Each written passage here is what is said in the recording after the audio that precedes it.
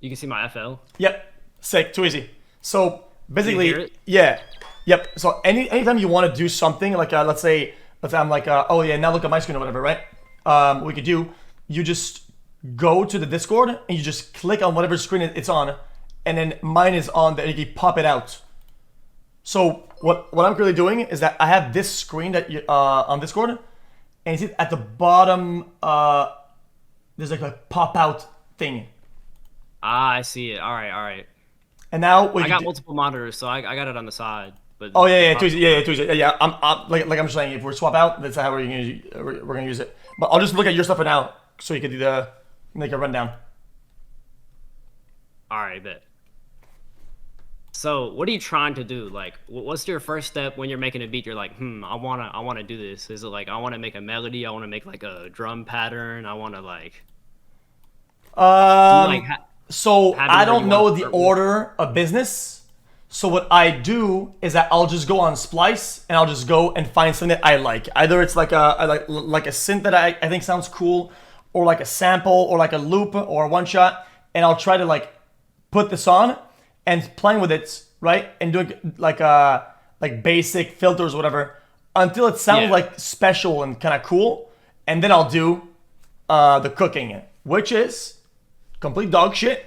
I don't know like kind of what to do, but I'll just do piano roll. Like I'll get some kicks and some snares and or hi hats, and I'll just full send. But it's really bad. I don't know much theory, you know. So Do you want me to do an example with Splice or just making something from scratch?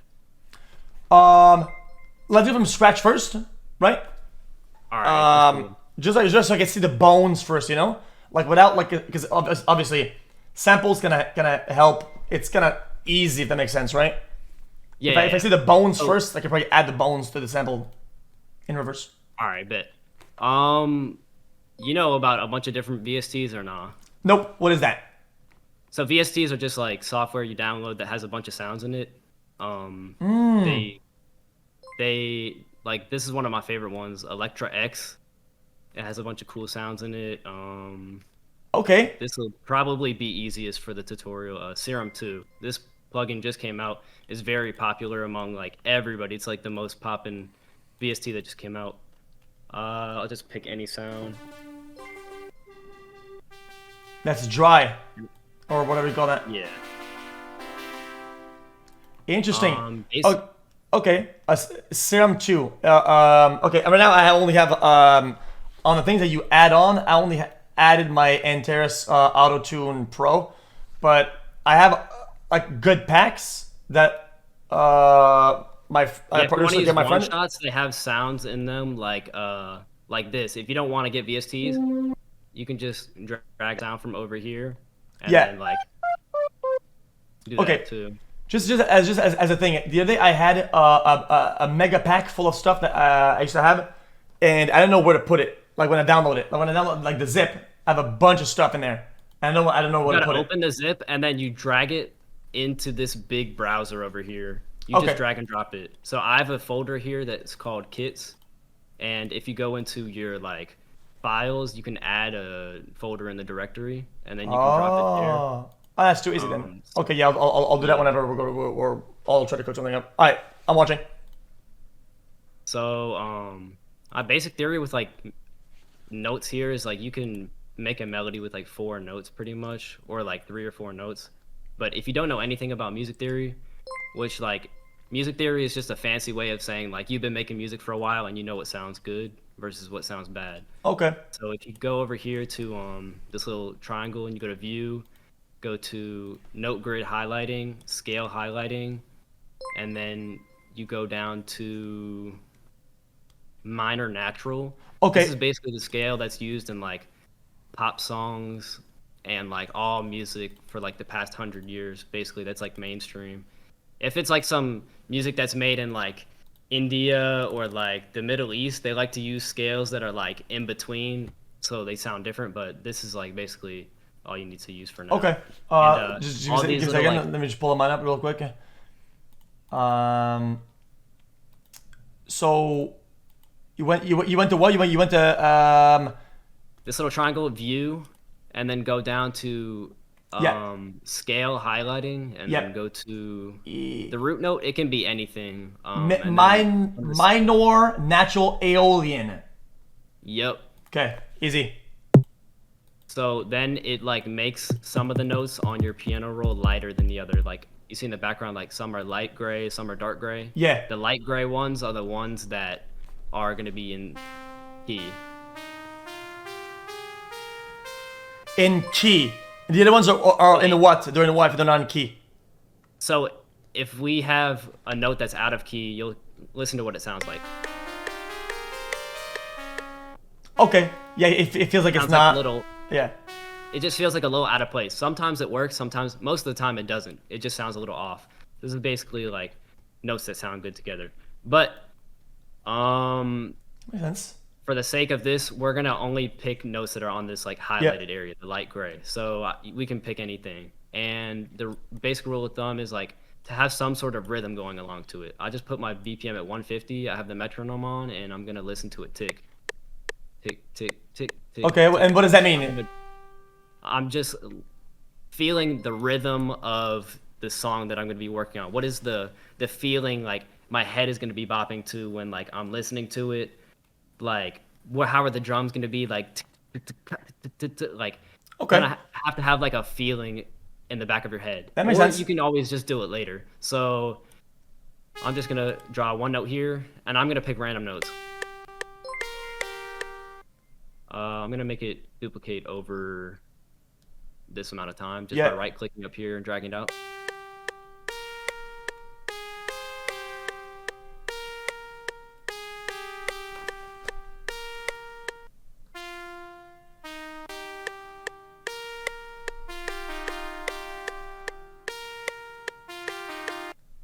So basically this is called a melody. It's just like a top line is another name for it.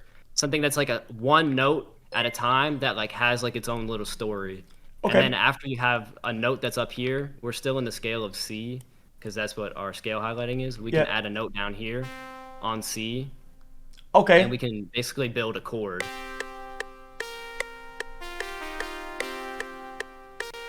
So it's like another note grouping up on the bottom. And then here's an easy hack with chords. If you want to make like full sounding chords, you can hold Control on your keyboard and then left click and drag the note. Yeah. And then Overlap hold down it? Shift. Yeah. Yeah, overlap it and then hold down Shift to duplicate it. After it's duplicated, you can go up 7 notes. 1, 2, 3, 4, 5, 6, 7. 7 is just like the magic number in music. Okay. I don't know why, it's just like that. And now these 2 notes are gonna sound good together. Ooh, okay, yeah. So basically, remember all these notes are highlighted down here, like light gray, dark gray, right? Yeah.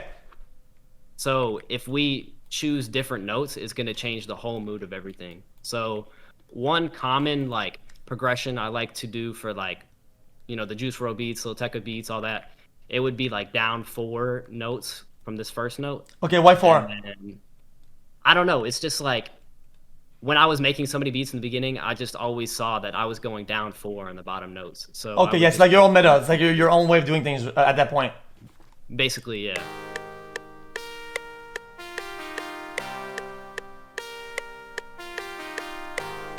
So now I like it's that. a chord Okay. progression. There's 2 chords. So if we want some more musicality up in this, we can add another chord like down here. Again, I'm just doing the overlap and then the shift click to drag it. Overlap it, and then we just brought it down 1 because that's in the light gray area.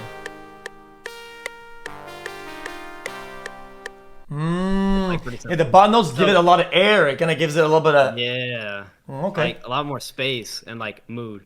So the thing about music is if something is where it's at and it's 12 notes down, it's going to sound the same, but just lower. If it's 12 notes up, it's going to sound the same, but higher because music works on 12 note scales. Yeah, okay, that makes sense. High pitch, low pitch, yeah. Yeah, high pitch, low pitch. So sometimes I like to take my high chords and then bring them down. And it has a different mood. Okay, yeah, it's almost like medieval. Yeah, basically. One thing I like to do for the bottom notes is duplicate them and then drag them up. You know how 7 is the magic number earlier? Yeah. Basically, there's another magic number which is going to be 3 or 4, and you just have to try 3 or 4 to hear what it sounds like. So we bring up the bottom note 3 notes. It sounds kind of weird. Let's bring it up 4 notes. And then kind of like a bigger chord. Yeah. Okay. So again, like 12 down is making it bigger, or lower pitch. I like to bring those notes down here.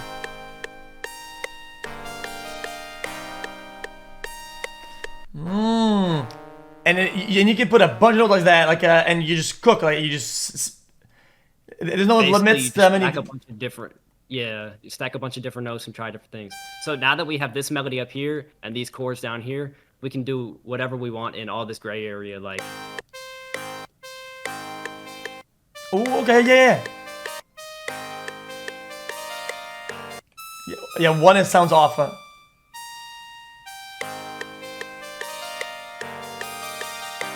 Whoa, damn, hold on.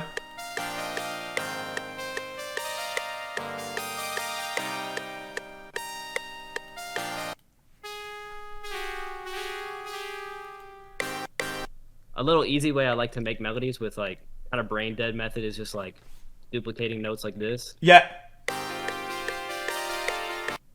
Okay, yeah. Darker, so it's not going to sound good.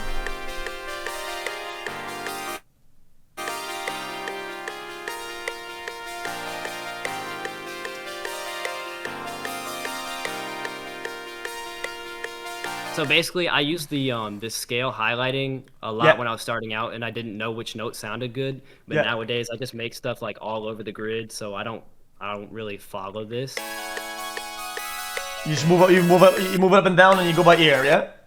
Yeah, and honestly, the meta for beats right now is like less. This is just what's popular, and like music is niche, so like. Yeah, I can be honest with you. What you like.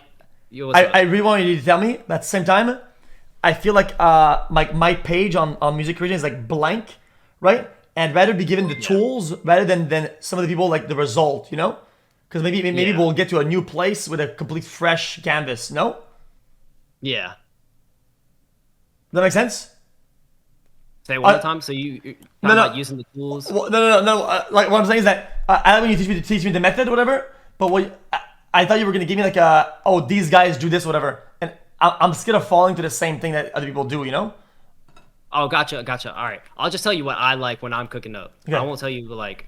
So sometimes, like when you're making a beat, you don't pay attention to these small things. Like, oh, every beat I'm making is 1, 2, 3, 4 bars long. Okay. Sometimes if you make something that's only 2 bars long, it's gonna sound different. Like listen to the difference from this.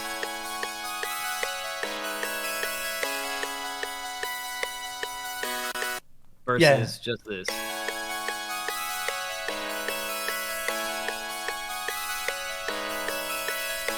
It's kind of catchier. Yeah. And it repeats over. I guess you could kind of alternate, right? Like 1, 2, 3 of the first set, and then on 4 you put the one you deleted. Yeah, we could do that too. We could put that all the way over here, and then just do it like this. Yeah, exactly. So, using this same method we just did, I'm gonna open up a new pattern and then. Open up a new pattern. Okay, yeah. I'm gonna do that same thing, but have a different move for this melody, and do it a lot faster.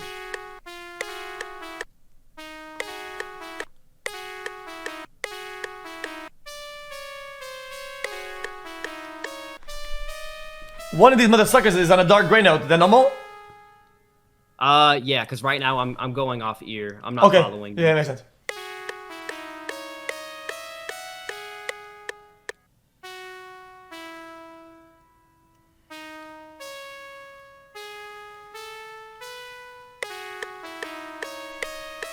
So if you hold down Alt on your keyboard and you left click, you can slide stuff in between the grid.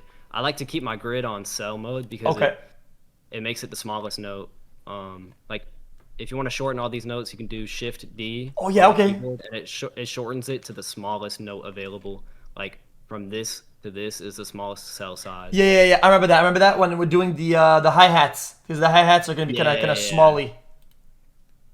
Facts.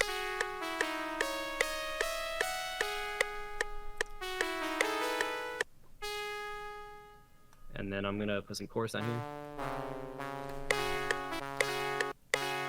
So basically, remember how I said the scale earlier was C minor? Yeah. If I drag this down, all of these are gonna be now on this light gray mode. They're Okay. all on the light gray, and the C is basically like the root of the scale. So earlier I said we go down 4. Yeah. Like 1, 2, 3, 4. Yeah. I don't like making all my beats like that. It just happens that like a lot of my beats are like that. But some other combos I like are like +3 from the first one.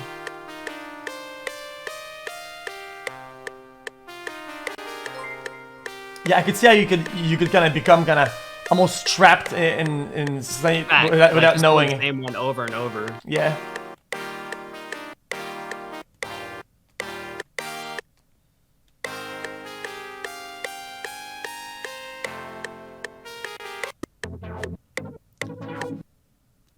Ooh, what happened there?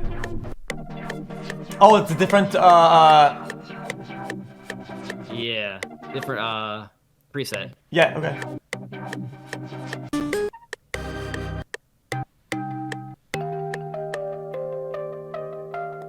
I like that a lot. Me too.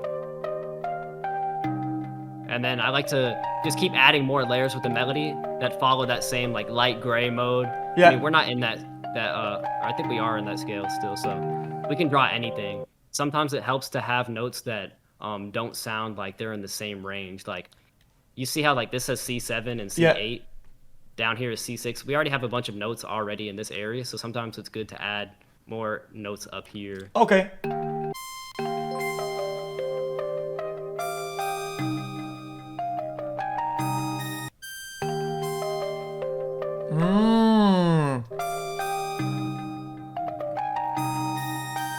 Also, stacking/layering is very important if you want to like keep the notes you're doing, but like add some more like body to them. Yeah. Like, add some more fullness.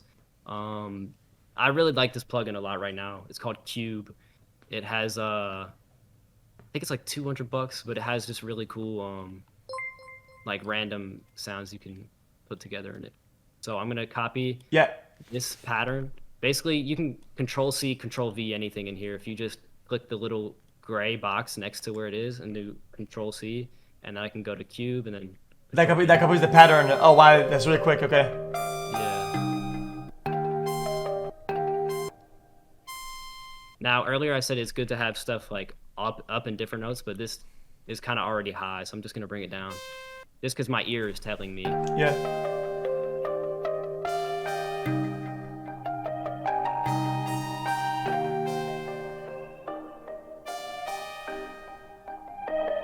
So sometimes my VST will be too quiet. So Yeah. I like to go to this window where the little wrench is, Yeah. and then go to levels adjustment, and you can make it even louder. And if you want your, I like to always put Fruity Soft Clipper on my the master channel of my FL, because when you put an 808 down, it doesn't sound really bad when it's distorted. Okay, yeah, let me hear it. Good 808. So for my 808s, I always like to just hold down Control, left click the bottom notes on this. Okay. And then Control C, open up the piano roll, my 808, paste them down. And then hear how it's like really low? Yeah. Just got to bring it up like 12 again, which the shortcut to go up 12 is Control plus or Control up on the arrows.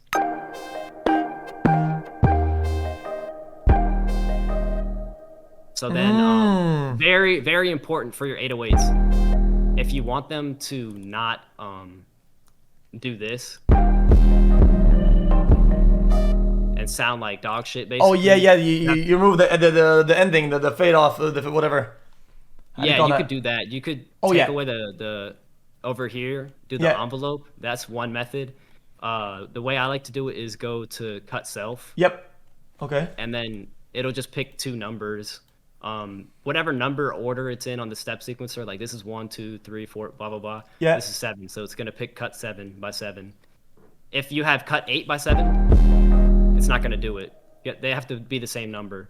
Okay. The cool thing about this is if I bring in another 808 and I make the same 808 cut 7 by 7, Yeah. it's gonna also cut this 808 with this one. So if I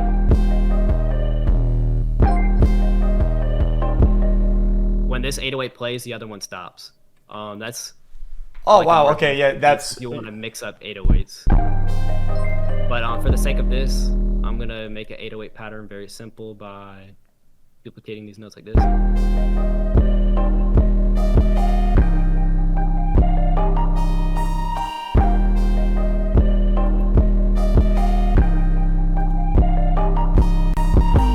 And the 808s have to be synced with some of these notes, the low notes.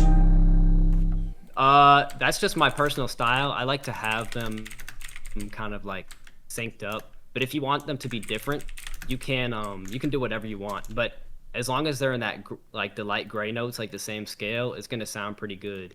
But if you have it like, it might sound like a little like muddy. Yeah. So if you want to avoid that, you can put it in a mixer track, your melody, and then open up an EQ. Yeah. Okay. Yeah. Yeah. I know do that. I know how to do that. Yeah. And then you Yeah. cut off the highs and you make it low.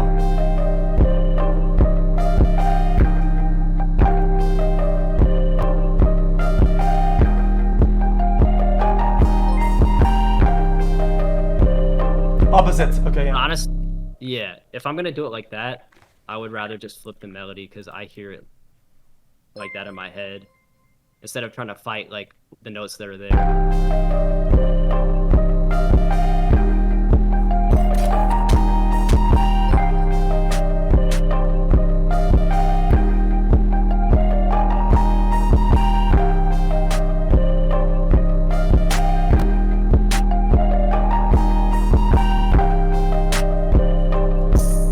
Now, how do you know where to put these new ones, the new guys? What is that? New snares.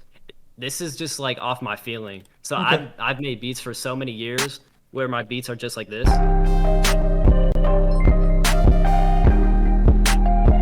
Okay.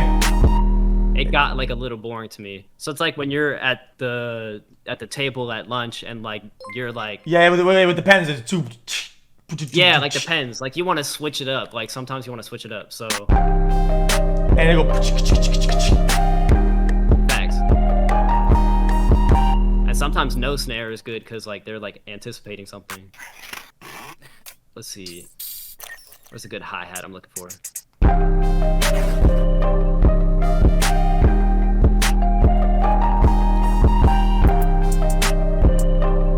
I like the ones you use that are like a shaker a little bit. Yeah, like that.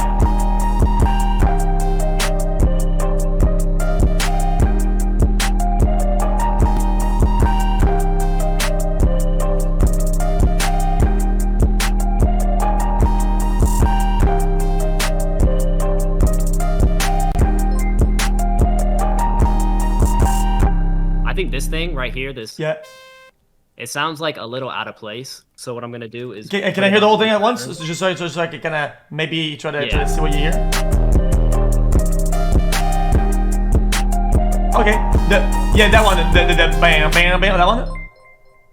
Yeah, it just sounds like a little robotic. It sounds Okay, like AI yeah. put this in my beat, and No. I want it to sound like with my melodies. I like them to sound like one unit. I don't like them to sound like all separate. So what I'll do is I'll take this layer and put it on a new pattern. Just going over here and adding a new pattern, and then I'll put it in the playlist. After I put it in the playlist, I just right click and drag over here to highlight it, Yeah. and then I right click over here or like Control F click, right click, consolidate tracks from song start, and basically it exports it. So now it's like a WAV file. Oh, okay. Yeah, that makes sense. And then you can start playing with the with all the settings like Facts, I can flip it and literally do whatever. Yeah. With it.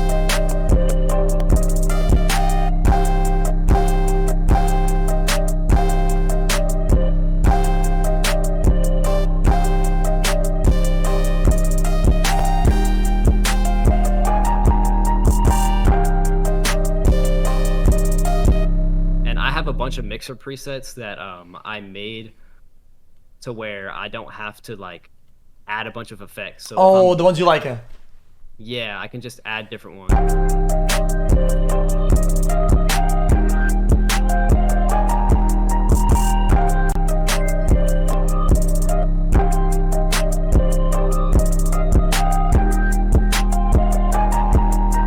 So that same thing that I just called robotic, now it sounds like this.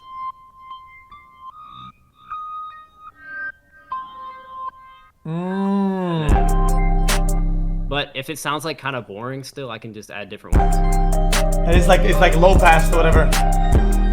Yeah.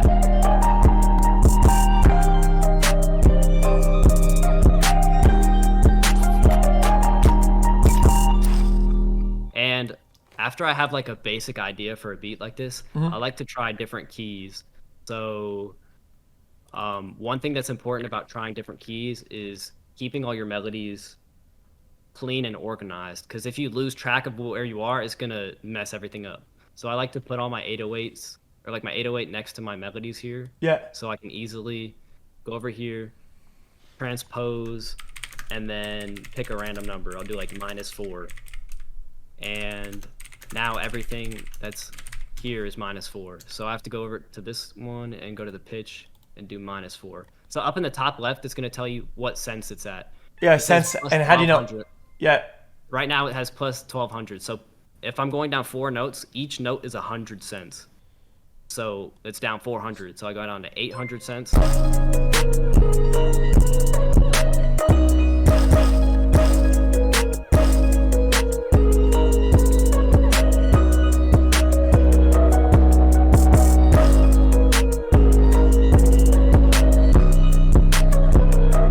want a different 808. So shortcut for changing the 808 is use the mouse wheel. Yep. And then click the mouse wheel on a new 808 over here, but make sure it's green over here. Green, okay, yeah. Highlighted.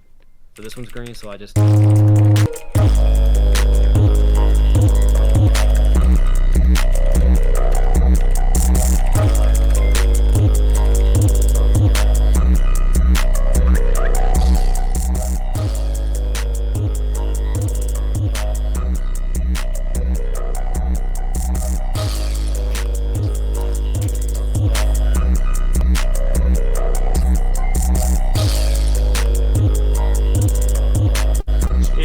Brian, that's the hard shit. So that's like the gist of it. And I've made so many different melodies like this where I add a bunch of different effects. I just get to putting them in folders. So when I'm making a beat like this, I know the key I'm in. Oh, okay. I know the key I'm in, and then I just drag and drop different melodies and try. Like, I have my own splice, basically. So it's like Splice, but all the melodies are stuff that I made, so I... It makes sense. Yeah, so you cook something, and it's like, you don't know where it fits, I'll just put it in a file, and then when I need something, I'll just drag someone and use it. Exactly, because I like to... I'm very, like, frantic when I cook up, so I like to, like, make ideas fast, so sometimes I don't want to sit there and finish it, so I'll just save it for another folder later.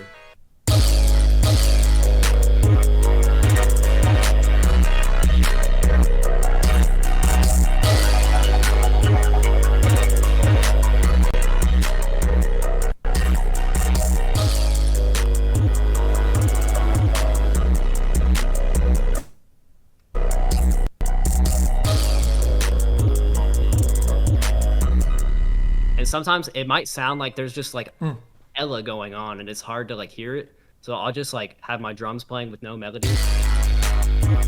Okay, yeah. Remove some layers. And then I like to, and then add one layer at a time. Like.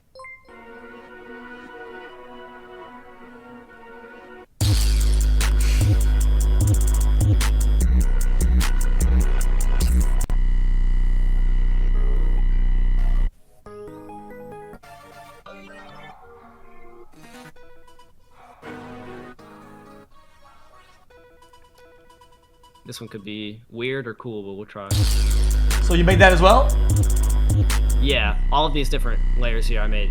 One time I sat on stream for like 20 hours and I made like 100 or 200 of these melodies, a bunch of midis. Interesting, okay.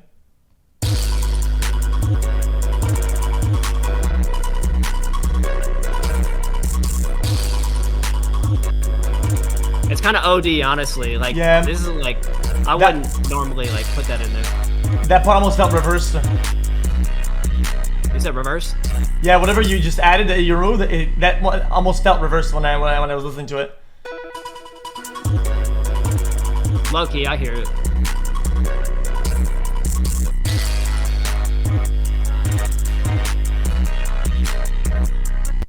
So that's how I basically make a beat. Like, Okay, so what kind of genre of music would you say that was? honestly, it's all falls under rap. Like, I feel like rap is what started all these beats, but like now music is just music to me. Like, I just call it music. Okay, yeah. I don't have like it's just, this is like an ambient trap beat, but like to me it's melodic, it's hard. I wouldn't really like, me personally, I wouldn't give it any labels. I wouldn't know what to call it, but I like let like my viewers like tell me what kind of beat they Yeah, think that makes it is. sense. See, you see, I feel like I fail myself a lot when I do it in reverse. I start with like a feel. I start with a, oh, I want this to sound like this song, and then I start going there, and then I get lost in it. It's oh no, like it's not the genre I was going for, and then I get all mad. I think maybe I should just kind of just straight cook, you know? Yeah, sometimes the craziest thing about music is like no person's brain is the same as somebody else's. So if you keep making music over and over and over and over and you don't listen to anybody and like you keep your eyes on your own lane, you'll make your own sound that nobody could have duplicated. And even if they try to duplicate you or copy you, it's gonna sound like their version of what you're doing. You can always have like different guides for like that kind of like, oh yeah, this dance hall song is popular and I like how the drums sound on that, so let me make a beat like that. Or like, let me make a pop beat that kind of sounds like this. But at the end of the day, you gotta like what you're making. If you don't like what you're exporting, then you gotta figure out, how can I like what I'm exporting in my files? What, like, listen to it again, like, what could I make where I like it? I've made a lot of beats that sound like different genres, like dance hall or Afro beat, and like people who actually make that stuff might come up to me and be like, it's not actually like that. Like, that's not how you make that's not how you make the music. Yeah. And I will say, like, I know, like, I'm inspired by that, and your inspiration on that music, to me, like, it makes me want to make something like this. But at the end of the day, I have to feel what I'm cooking up, and I have to like it. No, that's bass. That's bass. I like that. I like that. And you get the new places by doing it like that, right? Otherwise, you stay you stay stuck in a loop. And like, there's like a lot of post-punk type of beats that I like that sound very like a lot of them basically, like, they're so easy, you can basically make it in literally 1 second. Like, I changed the BPM to 165. A lot of beats just sound like this. Oh shit, not that.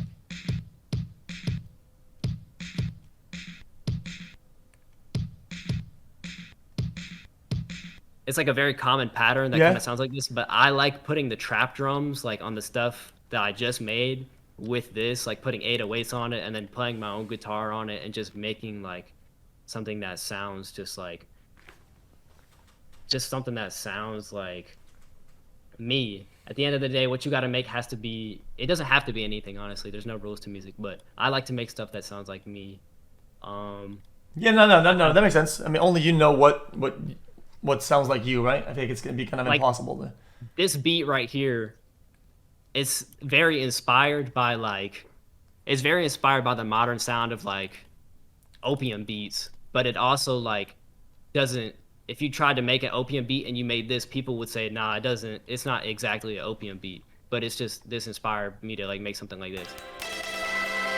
I'll only just play a little bit of it.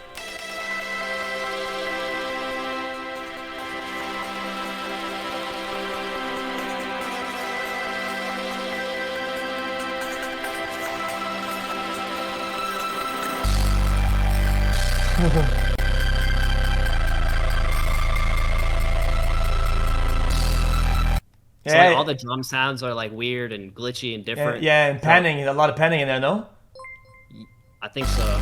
A lot of my sounds I like to use are very stereo, which is a characteristic of like my sound. Some producers, they make stuff where like they only use samples from YouTube, and because they only downloaded samples, they all came out mono and like very in the middle of their headphones, and they don't realize that's something that's very small, that all their beats sound the same. Oh, A okay, lot of yeah. my beats sound very stereo because I like using reverb. I like using stereo imaging, this little knob on the mixer. I Yeah. just turn it to the left.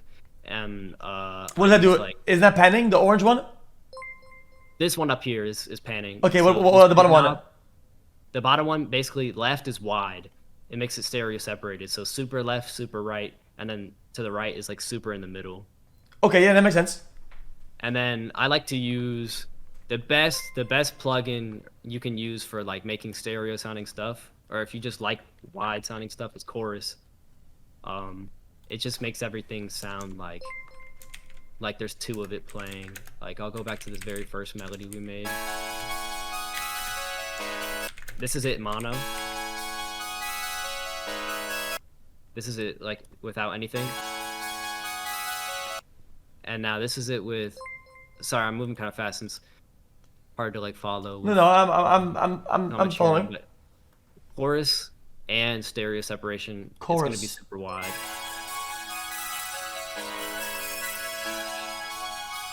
This one kind of sounds Yeah. dry.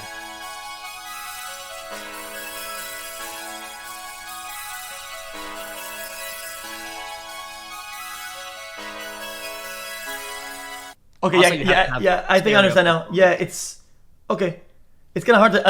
I can almost see like I can almost see. It's kind of hard to explain like the 3D of it in my head, where there's like a. Yeah, basically, it's more 3D. That's Yeah. the best way to put it. It's more 3D. But if you're listening to headphones that don't have good stereo, it'll all sound the same to you. Yeah. So that's. But in the car, it sounds best. I think the number one place I listen to my own music is the car. So if it sounds good in the car, I don't care about anything else. If it sounds good on my iPhone, it's good. But not in the car, then I got to go back and fix it. Yeah, yeah, it makes sense. I feel like yeah. I mean, if you only make beats for iPhone, I figure at one point you'll be limited, no? Yeah, a little bit. But you'd be surprised because if you do anything in this world and you build fans doing that one thing, it can become the most popular thing. Like a lot of people only make music on their phones now, and it becomes the norm. It's just, do you like it? So if I like something I'm making on the phone and I continue to like that forever, then that'll become the new norm. Like Steve Lacy made Bad Habit on his iPhone. B4V David with the 4, he made all like his big songs on BandLab on his iPhone. Netspin makes all his music, or made a lot of his music on the iPhone, like Osama Sun.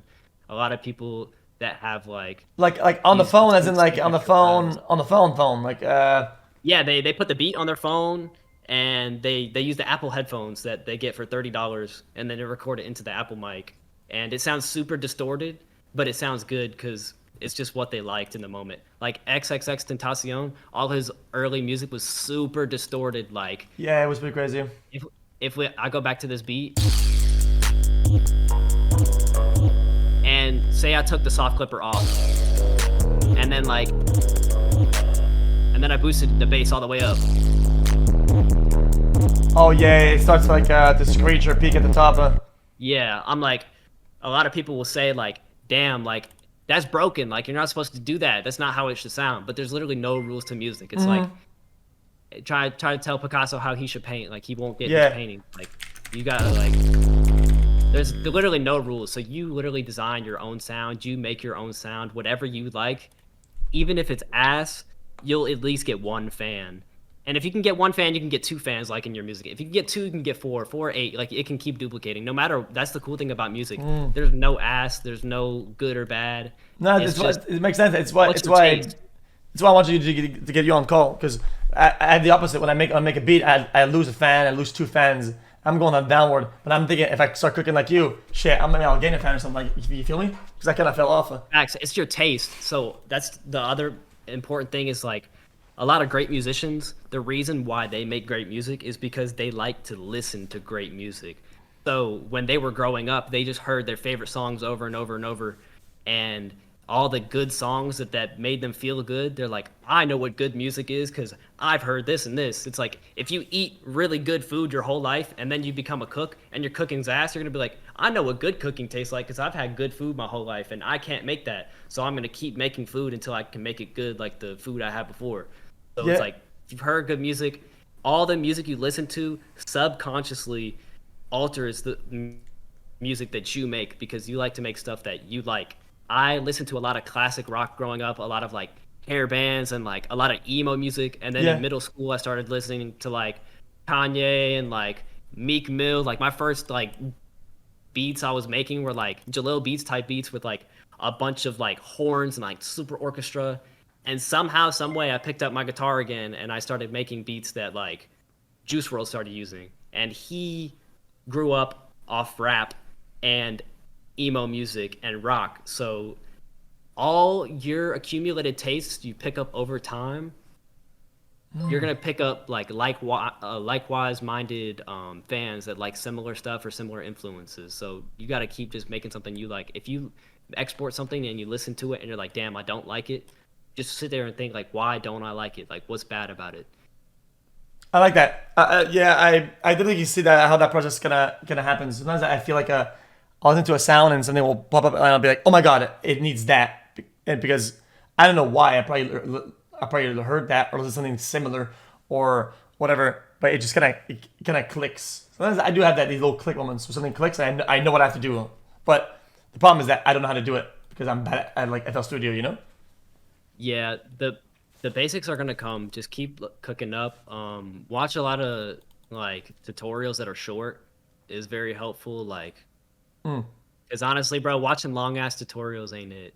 Like, hearing somebody talk like I just am talking right now and like trying to learn is not very helpful for me. So when I like to like learn, I used to watch like a 5 minute beat tutorial and then do the exact same things the people in the video would do, and then do it over and over in different videos and different beats. Find a beat you like on YouTube, learn how to make it like, and practice makes perfect. Like it's reps. The more reps you have, you're gonna get better skill wise. But like almost all the shortcuts in this I know. So if you ever like need like Shortcuts. Yeah. shortcuts, I got the shortcuts for real. Shortcut as in like the keys to press. Yeah, the hotkeys. Yeah. You do the hotkeys thing. Yeah. What was I gonna say? I was gonna say something with the keys. Yeah. The problem with that music theory is that a lot of stuff sounds way off, and it kind of sucks. Like people say, "Oh, this is off key. Oh, this is off beat." And I don't know how to fix it because I don't know what that means. Like an off beat, like an off key, like and then now I know what off key is. It doesn't sound right. Maybe it's on a dark note and it doesn't whatever. Like off beat is tough. I don't know how The to thing about offbeat is tricky because you got to listen to a lot of music and kind of feel what it feels like. Like this is the tempo right here is 120, and you put in like a simple hi-hat and a simple clap. But we're gonna do things that like people might think is like an offbeat, but it's gonna be offbeat on purpose. Like, oh sorry. So normal two-step would be like this, right? yeah. So we'll add the clap. So honestly, if you can stick to being on time like this, you can work with adjusting notes later to where you want to like experiment. Okay. So say I move this one over here. It's not offbeat, but it is not the same as everything else here because you're anticipating a note right here. So this pattern is a lot different than a two-step pattern, but it's still on beat. Yeah. It almost feel like I'm walking on a sidewalk and I'm like trying to organize my feet to dodge like the cracks or whatever, right? Like I don't go for a full step. I do two steps, one step, two small steps, a step. You know what I'm saying? Like you feel like I'm stuttering almost. Yeah, and it's like every 4 steps though, like you're making sure you don't step on the line or something, or like every 4 steps you're making sure something. The thing about making things on beat is having some sort of repetition somewhere. Repetition is gonna save you because you can have things off beat look all over the place. All right, this might be an as example. Let's try it. So we're gonna make this like off beat and off to the side, but since it's repeating so often, you'll get used to it. Okay, yeah, I can see how you could bury that with other sounds and it passing by. And some people have like a sound where they like to make stuff like slid like to the side because it makes it like feel less robotic and like very natural. The more stuff you add in your pattern that has a constant or consistent like flow to it, it's gonna sound more on beat. So like if I add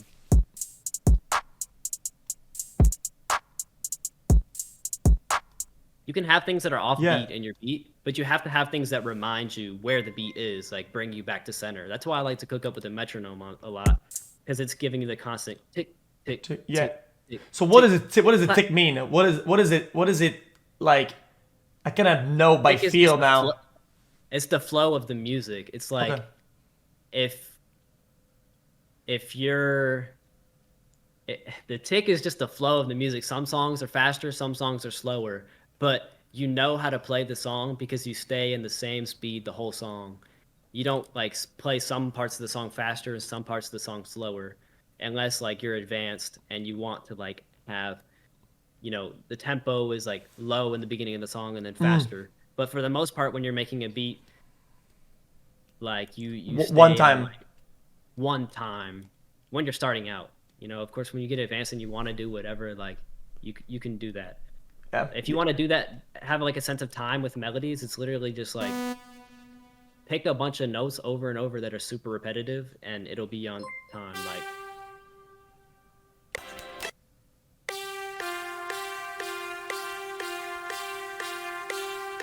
it's on time. Yeah. And now we can add a note in between, like.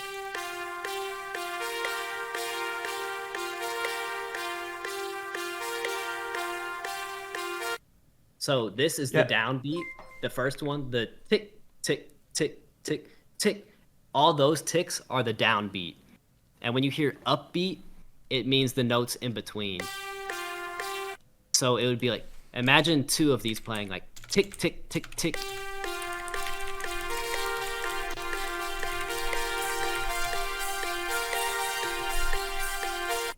All those high notes that are like slightly over two, they're still on time and on tempo because they're on the grid.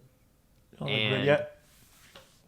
they're just on the upbeats. So this note over here, in between this one and this one, there's like this empty space. You can put something there and it'll still be on time, just like the hi-hats when you're making hi-hats. But the thing about it is you can change the notes and it's still in the same time, but it doesn't feel like a robotic like da-da-dun.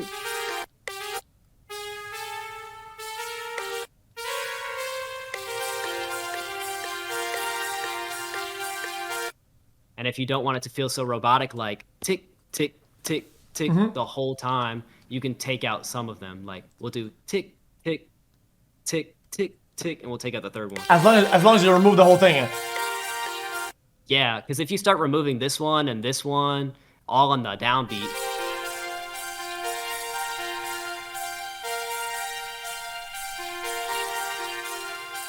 you can have that, but it helps you remember where you're at if you Yeah. So it'd be bad to add a note in the middle of that time, right? Like past Yeah. the halfway point. Okay. it has its own rhythm, like empty space note, empty space note. There's just there's so many patterns going on right now at the same time, but they're all following like they're all this length. Yeah. You can add whatever patterns you want, but it's repeating over here. Ooh.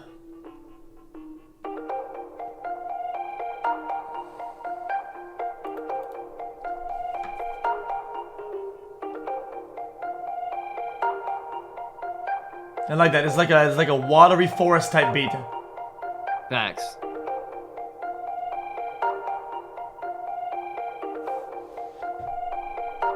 So listen to the tempo.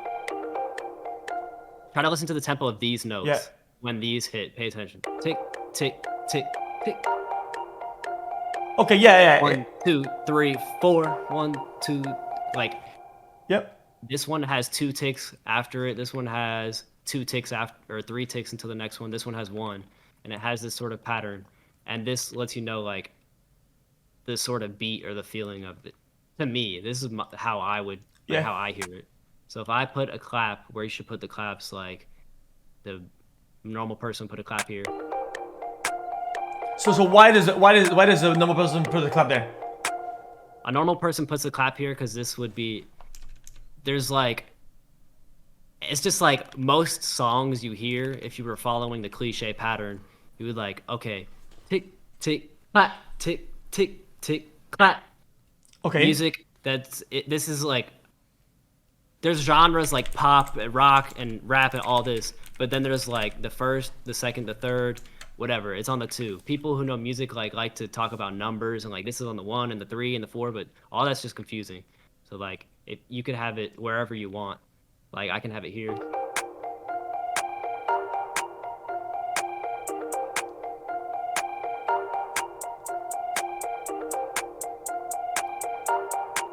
And Mmm. listen for the difference between that and then this. Versus one's faster, one's not. Yeah. It really doesn't matter where you put the claps. Like if you put the claps like here,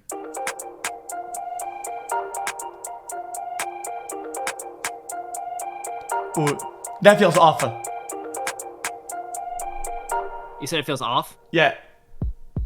Now let's put this here. Yeah. Yep. Thank you.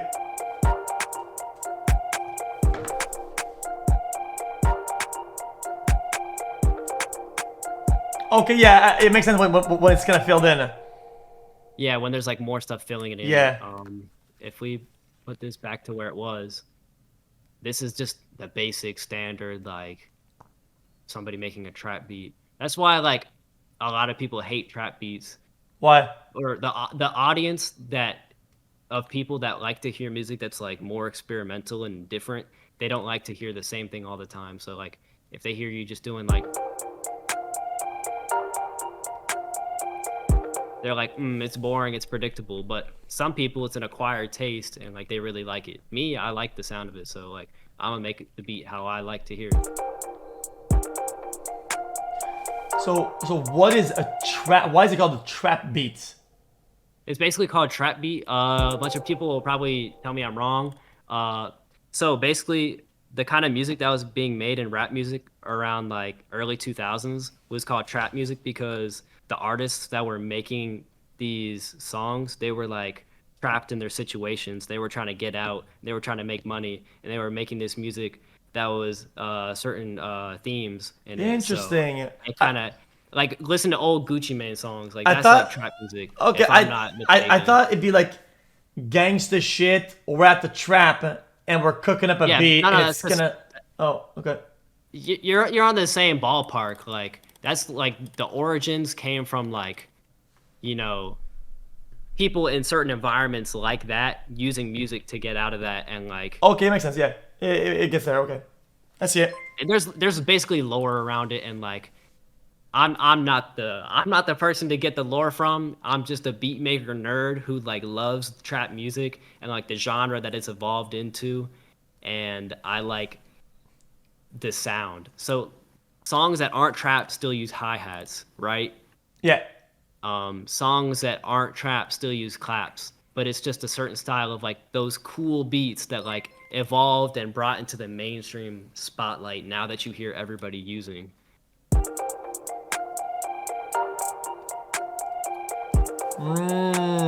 That. Yeah. I remember early day like a hip hop like 2010s. Whatever. They had these like maybe I'm wrong. These really loud, really dry claps like what was it like Lil Jon or whatever or little and you go Yeah. like these really loud ass claps. I think we don't get those that much anymore. Yeah, so the thing with like I feel like the sound overall, like some things when people just get tired of hearing it, they just want to hear something fresh. So a lot of things in music go out of style and come back in style. So like a lot of the very popular like super brass orchestra sounding, beats you hear Cardi using right now. A lot of those beats were popular in 2010 and 2013 and even 2015 People like Bankroll Fresh using them in Atlanta. People like Chief Keef and Young Chop cooking up on beats like that, like Glow Beats, and like there's already been orchestra being used a lot before. But in 2017 and Yeah. 2019 and 2023, it just wasn't the most popular sound because no artist that was very popular took that sound and it made it their own sound. But right now, Cardi has a good ear for what he likes, and that's the style that he wanted to go for. So he used like a lot of beats like that.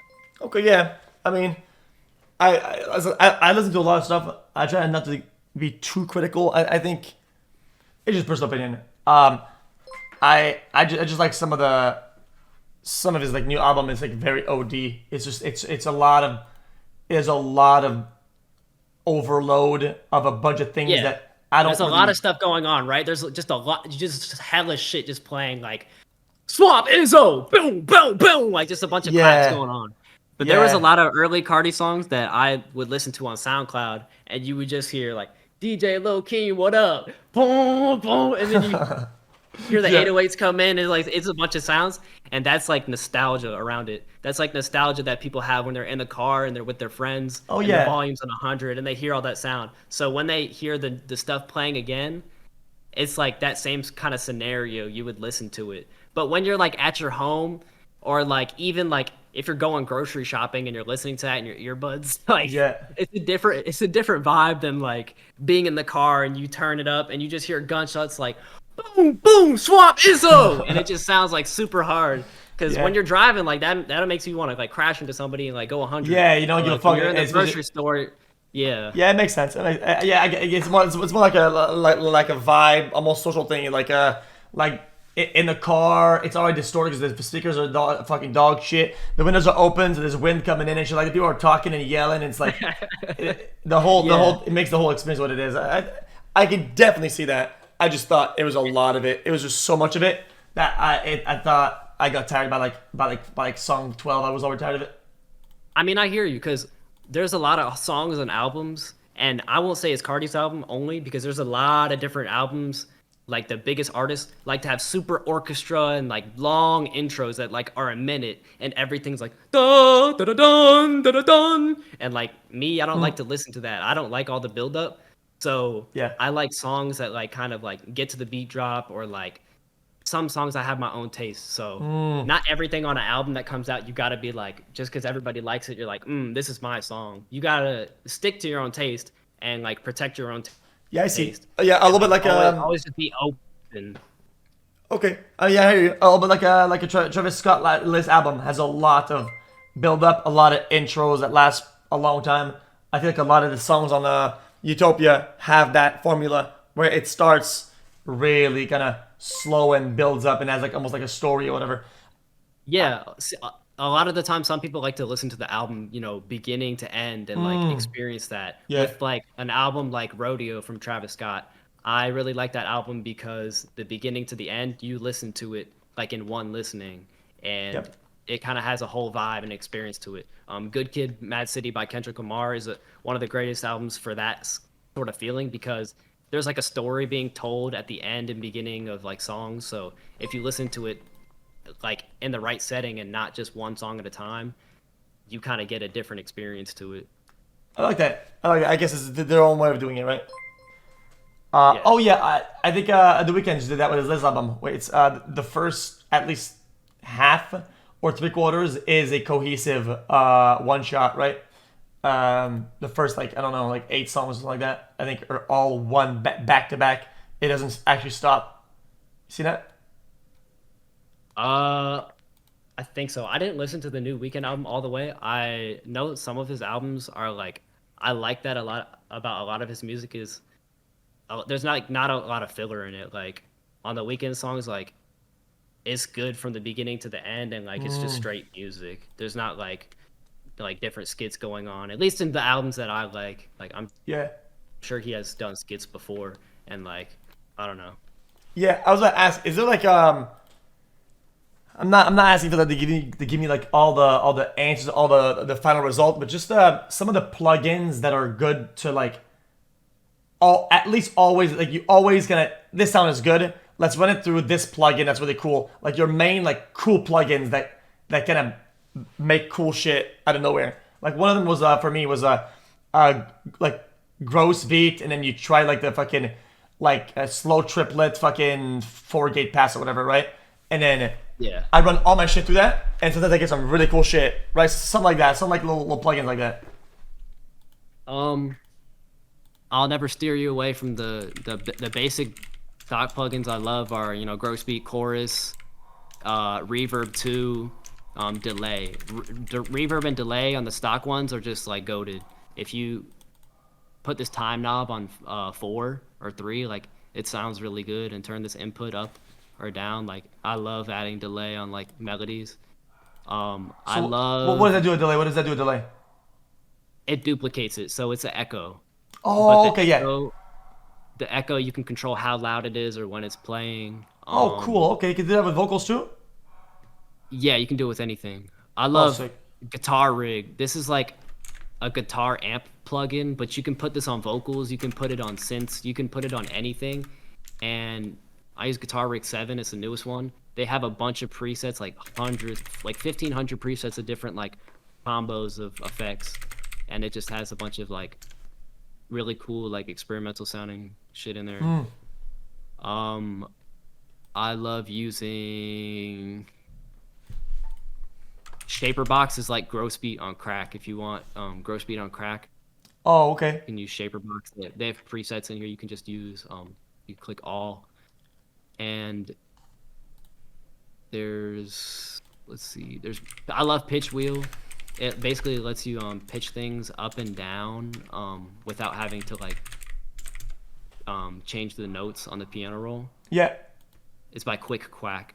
And be careful using this plugin though, because sometimes it shows your email on it, so you have to like open it and then close it really fast, or just put an email you don't care about. Pitch wheel. Okay.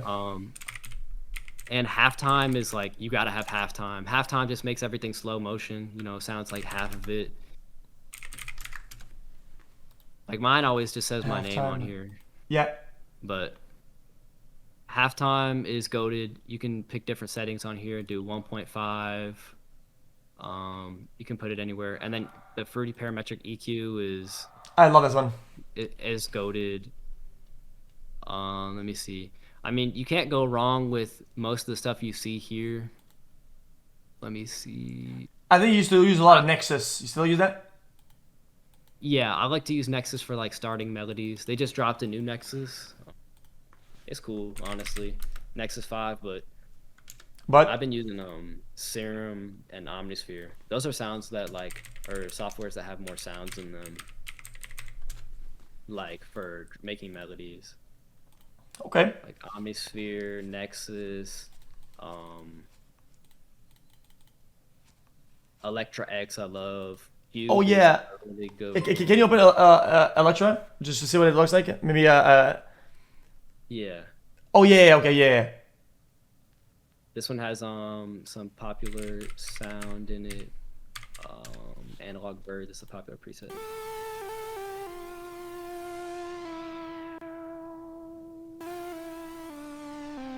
Wow, this is going all around my head. Um, Portal's a really good one. Portal. I don't have it on this computer. Oh, I do. So Portal is basically like I can send you expansion packs for this, but you just put it on a VST and it makes it like sound all glitchy and like it'll do a bunch of stuff to it. So I'll show you what it sounds like. Yeah.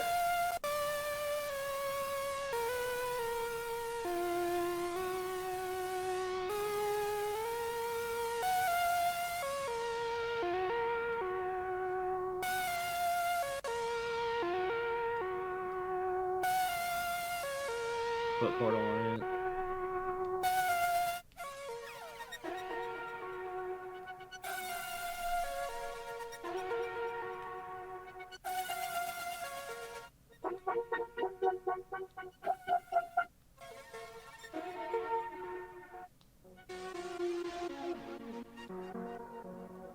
Oh, okay. Yeah, I think I see what it's doing. It just does a bunch of random stuff like Yeah, like Rose Beat a little bit. Yeah, it has a cool window. Like you can like drag and drop this anywhere, and it changes how it sounds. Sometimes like it's a little chaotic for me.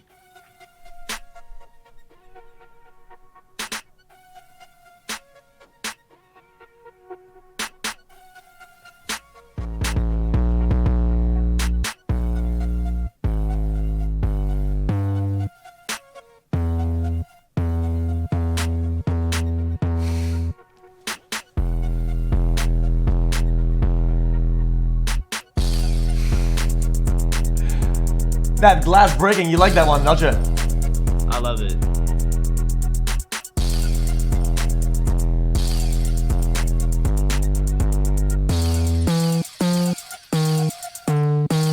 So one thing I like to do with my 808s to like hear the note that they're in Yeah. is I'll grab like a piano and then sort of draw the melody I want for the 808. So in my head, I know I want it to go like a bum bum bum. Yeah.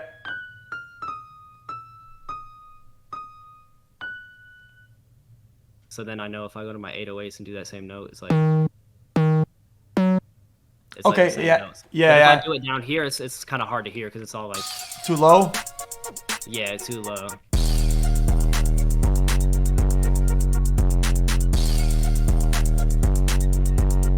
Fruity Limiter is very slept on. I love Fruity Limiter. It's a stock plugin. You can just make things louder and like it'll kind of squash it sometimes and like make it sound really compressed, but I don't care.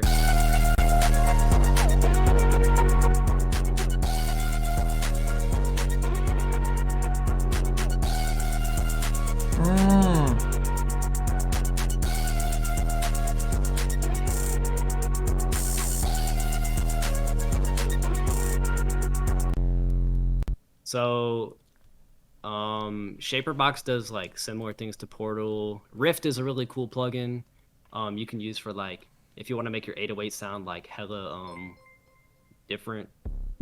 Like We're never making I'll it put an out the 808 hood cut. here. And then Oh.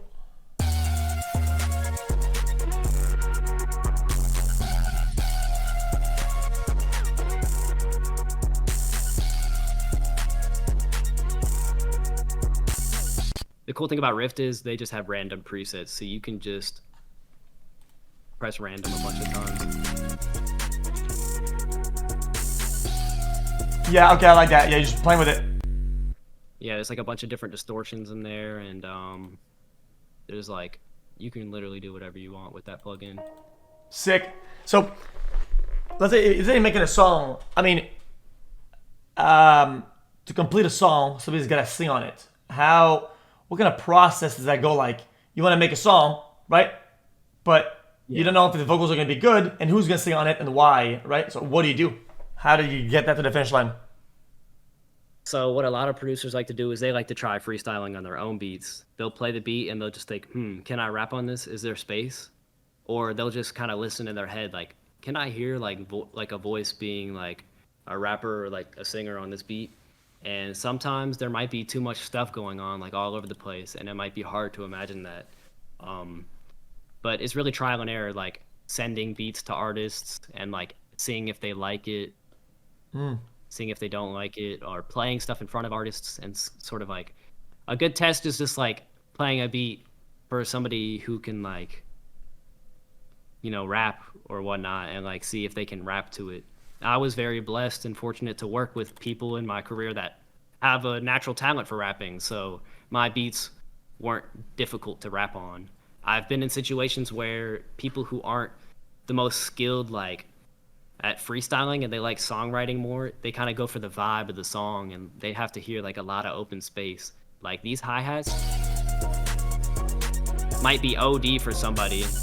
Yeah, I can see that. I feel like you'd have to like kind of yell and get mad to make your vocals kind of fit through this because it's there's a lot going on. A lot going on, right?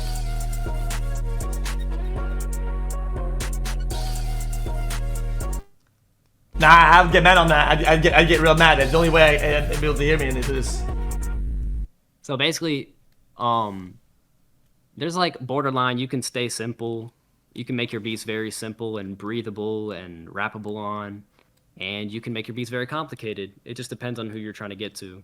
One of the great things about Drake is like a lot of his beats, they have so much space for him to rap on, but they always sound so like luxurious and like they sound like high class, not like a simple beat that's just like literally like one note and like 808s playing. But like yeah, that might be good sometimes too, but a lot of his beats sound like there's a lot of space because he likes to flow on them and Yeah. he can sing in like his range. So it really is depends like who's your artist you're trying to work with and like what they like to do because some people like to sing high, some people like to rap low. Like Yeah. Yeah, I noticed that his vocals are very like expansive. Um they take like a lot of space, right? yeah, But it's kind of his process almost. So people like it. I like it, right? But if there was a lot on the beats, I could definitely say it'd be like buried, right? And you wouldn't really get to have that all that experience. Something definitely. something I like is I like Gold by Two Hollis. You know that song? Yeah. Well, yeah, actually, you know what? I Hmm. like that Yeah, type of I love sound, most beats. but it's His beats hard are to very cook that. clean. Yeah, I feel like the EDM inspired sounds are they have a lot of hours behind them like low key. Like if you make EDM inspired beats early, it takes you kind of a while to like polish it and make it sound really good. I believe he's been making beats for years and years and like to achieve like a very clean sound with those kind of beats, it takes a lot of like sharpening your sword and like really like locking in on that sound. Okay. Yeah. Interesting. So, who have you been working with lately? Like, have you gotten like a lot of artists on your beats? You've been cooking a lot. Nah, I've been working with nobody, TBH. I just like making the beats that I like to make, and when it feels right for the right artist to work with them, and I send them to certain people, or if I feel like working with certain people, I'll kind of approach cooking up for those artists and working on that music. But I like to work on my library most of the time and build up my sound so I can be prepared for whatever, or I can really love the beats that I'm making and lock in on that. That's sick. I mean, I don't know much about like the process and the behind the scenes. I feel like it's just my personal opinion. I feel like some of these artists they kind of push almost. I mean, I don't know. I don't know my place to say, but almost too hard with like one guy or like one sound, and it end up having a like an album that just sounds like a lot of the time. It's very saturated. Sometimes I'm kind of like I wish more people worked on this shit. Like this is like it's like one train of thoughts for the whole album. I don't agree with it, but hey, Yeah, I mean it does happen with like the sound that people want to capitalize off a vibe. They're like, this is the vibe that my music brings, so I'm gonna give you a bunch of different vibes for that, and like this is gonna be similar vibes. The great thing about music is there's thousands of artists, so the artists that are doing that, they exist. They're out there. There's a lot of people that are making stuff that's very creative. They're just harder to find. It's like there's YouTubers that are making like insane content right now, but you just got to find them on like smaller levels, and if you support them and like those people get the right crowd behind them and right supporters, they become like what's popping and they become like number one. interesting. Okay, Everything's like in trends and waves. so what about you? Like personally though, let's say you work with like massive artists, like massive beats or whatever. Like, do you like tour with them, hang out with them? Like, let's say you have an artist that you worked you made like 5 6 songs whatever on an album. Do you like go around with them and fly with them or whatever, or you kind of like make the beat, make the song, and then they kind of throw you out? It honestly depends on your relationship with the artist. I thankfully have had good working relationships with the artists I work with. I've got invitations to, be around them as much as they want to work.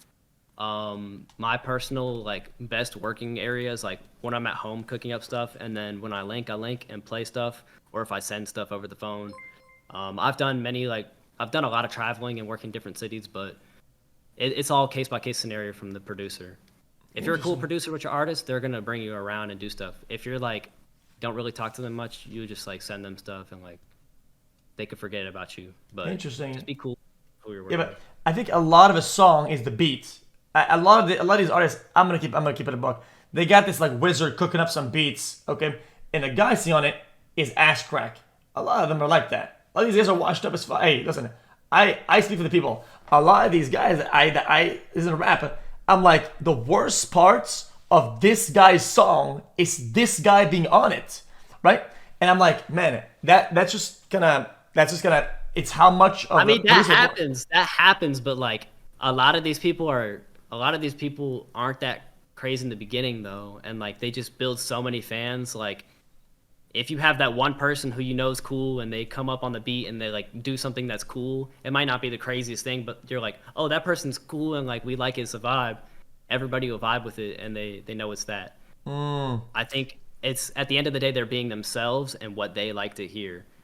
But you can tell when somebody's trying to copy a sound or copy something else and it's not like there's a bunch of people making like say the music Cardi's making right now, and the music that Cardi's making is the kind of music that he wants to make because he's been making that kind of music for years and years. So it's like its own style, and he's sort of the head of that. But when you hear a bunch of other people do it the same, it's not going to sound as authentic. It won't sound good.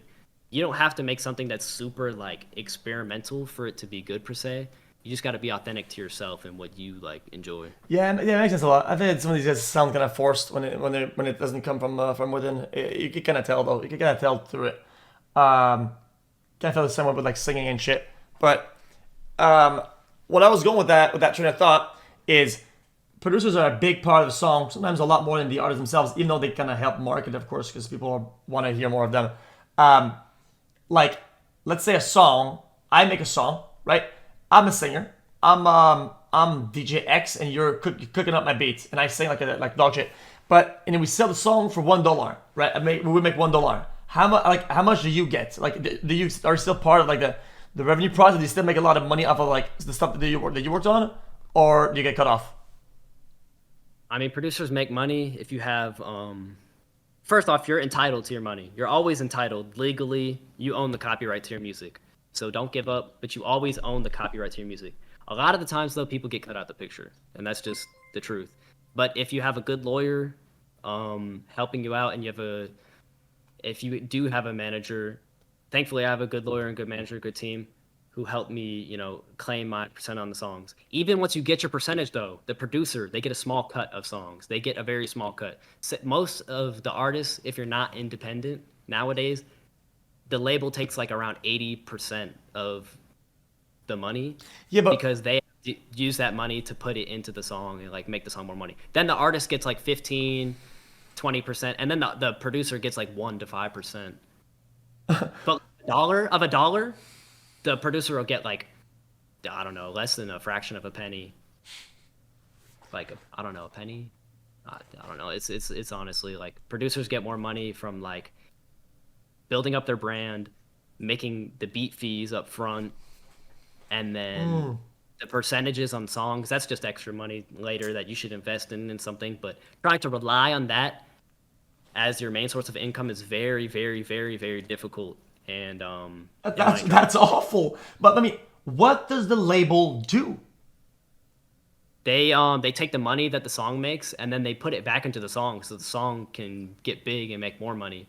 A lot of these songs get really big and billions of plays because the labels pay a lot of money to put it on billboards, put it on the radio, put it in commercials, pay these people. They pay TikTokers a bunch of money to dance for the song and pay a bunch of YouTubers to do reviews. Like a bunch of people everywhere. All the money just goes back into the songs, and then the extra money, profits so they can do more deals and stuff like that. Interesting. I don't know.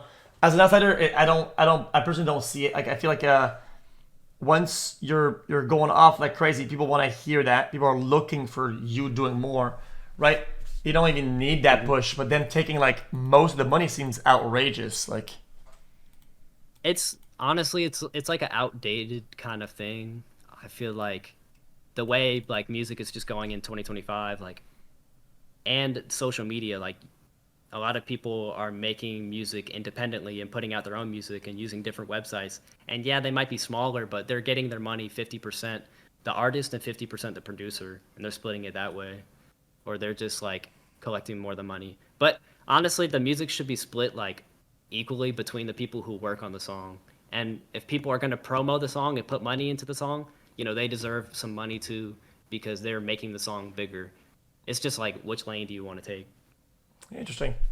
I find You don't have to like just because you make music doesn't mean you have to go sign a deal or have to go join the quote music industry. The music industry is like the most vaguest. Like it just means you're working as music as your job.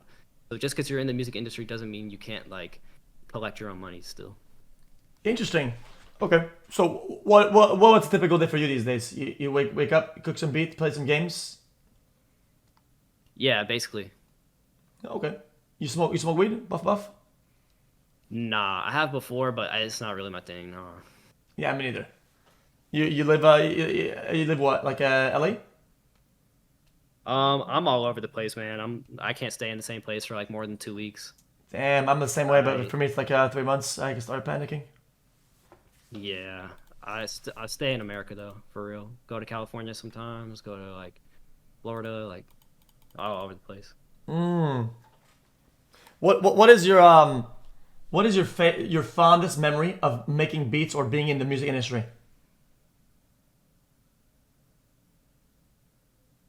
It's just too many moments. Like I think like I'm a person who likes to laugh a lot, so just like having moments in the studio where like I'm laughing my ass off is just like it beats anything. I remember though, one of the most memorable moments for a song was making Lemonade by Don Tolliver and Internet Money Yeah. because we made the original demo for it like in 2017. And when we made the demo that day, like we were jumping around in the studio like, damn, this song is so catchy. Like this is crazy. This song is crazy. Yeah, you knew it was And gonna then like bang. yeah, we knew. And then years later, Don ended up like redoing the whole song, and then we got the song to work on, and then Taz and I working on the song again with a song that we already produced. Now we're reproducing it, and we have the artist vocals, and we just sat there and like mastermind cooked it from scratch. That was a very good memory. Sick. I like that. Man. That's cool. Um, I was gonna ask you one more last question because I don't want to be interview Ivan too much. Um, what is something that you kind of regret or you wish you did differently that if you were to do it again, like how would you do it? For like maybe other people out there that can maybe will have the same obstacle. That's a very tricky thing for me personally because I like to live with like no regrets. It's always kind of been like the way I go. Like everything I've learned it the hard way, and it's taught me the way it was meant to teach me. So everything I learned got me here right now to where I am. I don't think I'd change anything I did differently about music. Maybe like locking in more on a different style of beat sometime. I can always do that now and tomorrow, but I don't know. Maybe like it's really everything I've done is like got me to this point, and I've gone down so many different rabbit holes of learning methods and learning how to improve that like I wouldn't change anything. Interesting. I like hearing you more. I'm kind of more the same as in the creative process when I just overall will stream whatever. Like over the years, kind of I kind of see eye to eye when it comes down to going by feel and by ear, whatever. Just kind of like not really thinking about much. Just like I've got here by doing the process, of just kind of doing whatever. So whatever got me here will keep me there, or whatever I'll go. Kind of that's where I'll go. Like that's just kind of how I see things anyway. So I can definitely see that process and how that works.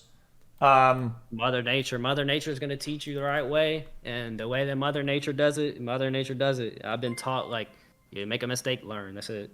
Okay. All right. Here's what I do. Ready?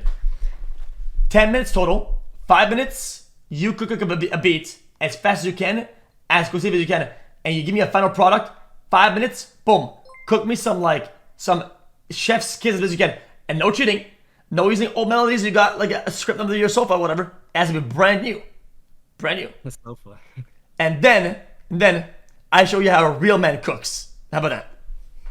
All right, that's cool. All right, bet. I got a plug in for that right here. We got the timer right here. Damn. All right. You got a plug in for that too. Yeah. Shout out to Young Robin. He told me how to get this plug in. Um,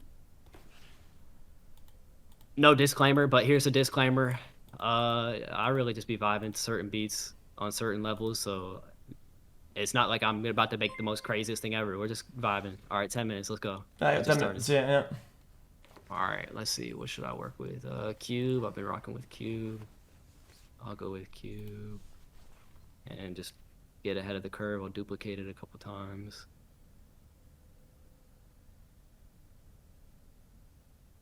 It might be a trap beat just because that's what I'm vibing with. Let's see. All right, we already spent about 20 seconds doing that. Change the preset.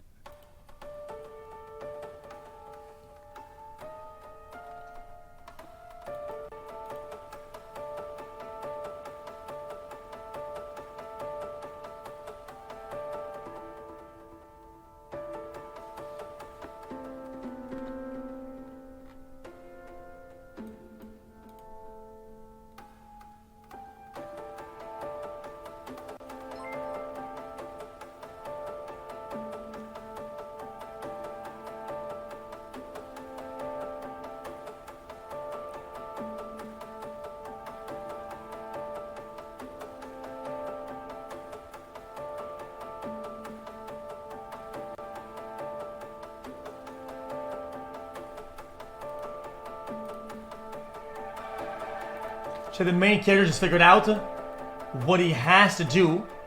He has to go back to his house and find a file to figure out the mystery. And now he's scrambling through his things. No, it was right there. No, but somebody's knocking at the door though. Somebody's knocking at the door though, chat. Chat, we're gonna have to go to the back doors to go to the grass. Now I'm putting my stuff in my suitcase, and you see that?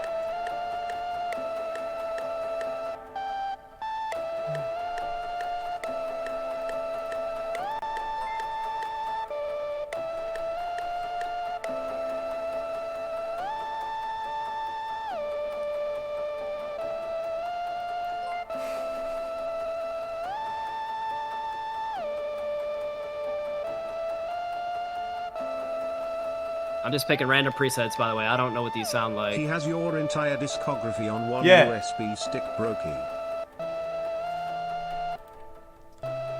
It's sometimes kind of hard to see if it's gonna work or not before you do it.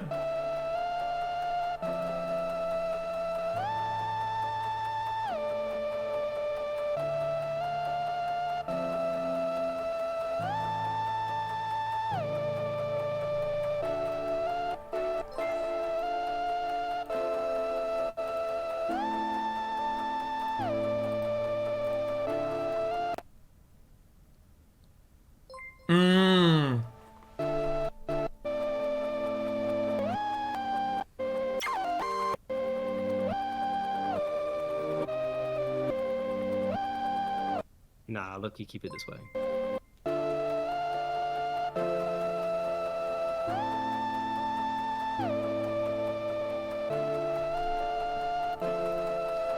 Chat, what if this were to loop like twice, but then on 3, it's reversed, and then it goes back to normal on 4? Is that possible?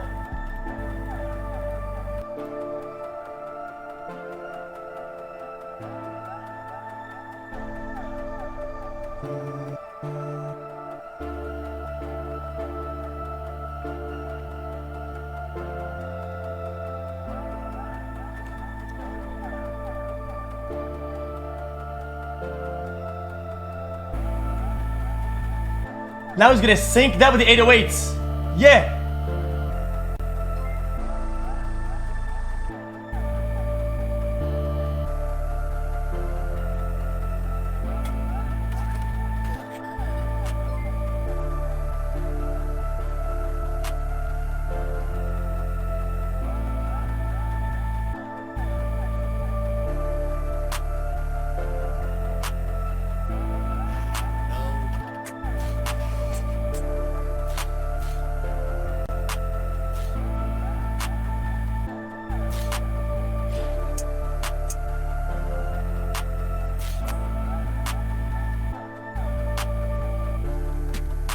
Chat, I can see some vocals on this motherfucker. Link, please put this Chat, I on can see the I can see some vocals. Chat, I see some vocals would go crazy, harmonizing with that with the thing.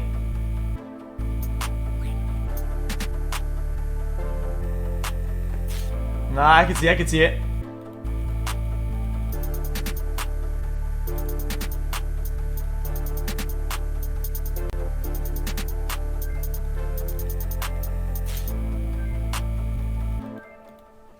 Oh, that's a 5-minute timer. No, go to 10, go to 10, go to 10. I want to see what you do at 10. Go ahead, finish it.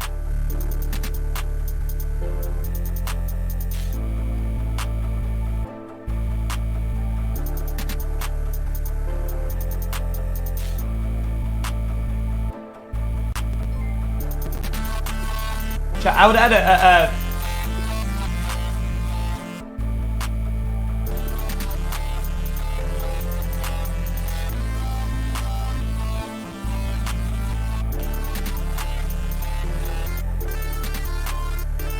No, that last part is good. The last part is really good.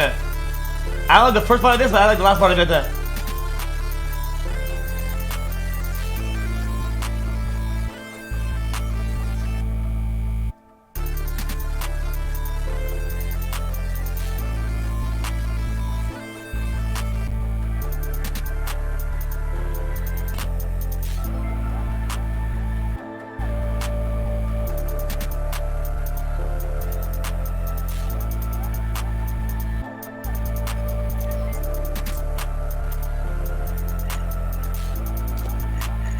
This part's sick. I love like video game sounds in my beats. Yeah, no, I can see that. I can see a lot of Zelda. Like, I got some Zelda sounds, some Subnautica sounds. I got a bunch of Marvel Yeah. sounds in here. Yeah, no, I definitely heard that earlier. I had Subnautica in my head when a ship crashes, and I also had the Ocarina of Time with the maze with the golems or whatever. It kind of gave me a little bit of that vibe.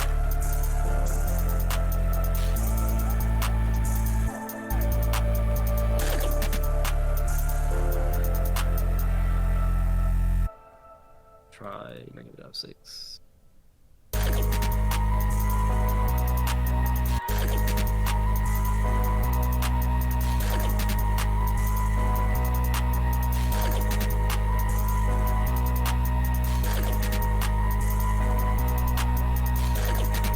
Even though I like this more, this feels hard to have vocals on that.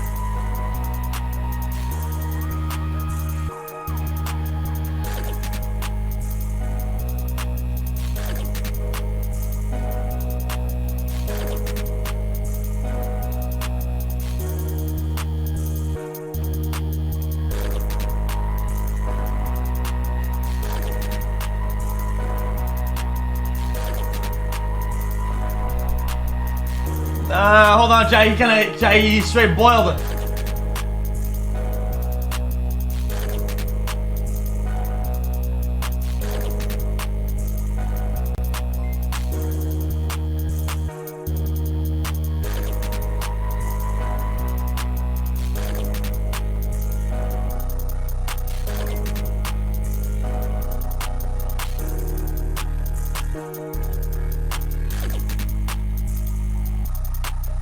This needs like a fat ass mother sucker, like producer tag it,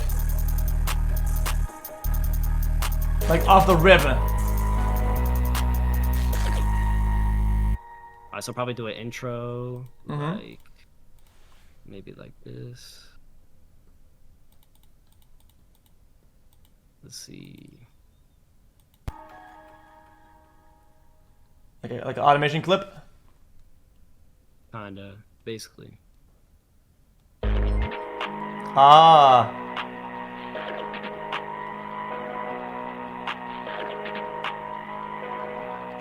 This feels vocoder almost.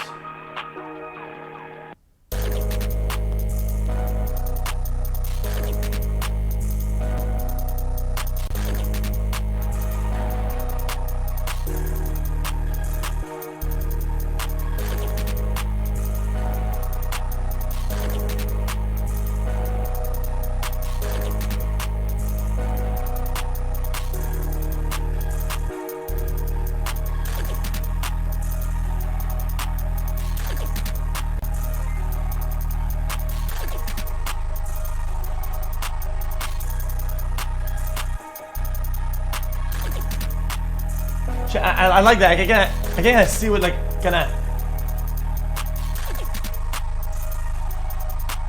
like what I would do differently, whatever. So this 808 goes all the way over here. So if I just put this note here, my time is up, and then put a velocity down. Make sure it's a slide note. It'll stop. So then when it's right here, it stops. Oh, okay. Thanks for coming to my TED Talk. That was sick. No, I liked it. No, yeah, I didn't want to speak over you to try to mix with your ideas or whatever. I was just kind of like talking to chat, like kind of while you were doing it. I think this is actually crazy the amount of layers to this motherfucker. Like, bro, I mean, like there's so many notes, so much shit happening at the same time. It's kind of crazy. Like, how do you know when it's too much? So my ear just tells me, like, this melody right here I added. It kind of had all this stuff on it. And I was like, it's kind of OD, so I want to tuck it in the background. But I know the notes are good. I know the preset's good. Yeah, if the I notes noticed are that. Good, the presets are good, but it just sounds like too much. I'll bury it and like layer it, so it just adds like feeling to it. So with all the effects. Yeah, I saw a lot of hecklers that were like, yeah, this is too much, and then you kind of tone it down, and then they kind of almost forgot it was there, but it kind of still had that effect on the song though. Like the lead in the very beginning, I took it out of the whole beat. Like I didn't even use it anymore. This one, I just peeped. But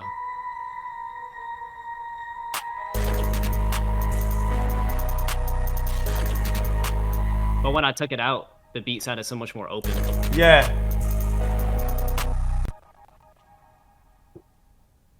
Yeah, this beat kind of makes you want to chase ghosts with a fucking vacuum cleaner, right?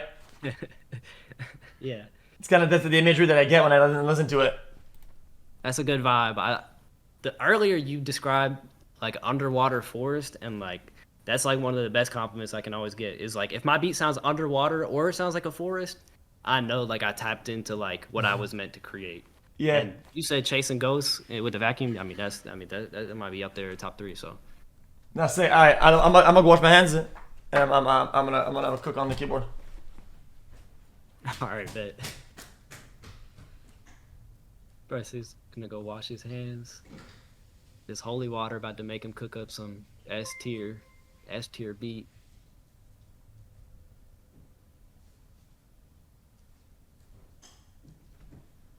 I had to get my fire extinguisher out because I'm scared the house gonna catch on fire when I start cooking this motherfucker.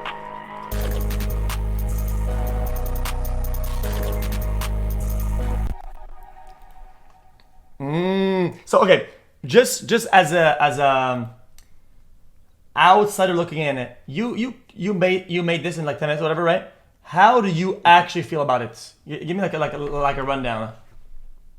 Things you would have done better, things that kind of suck, things that maybe the vocals would go good here, bad here, this is usable, not like.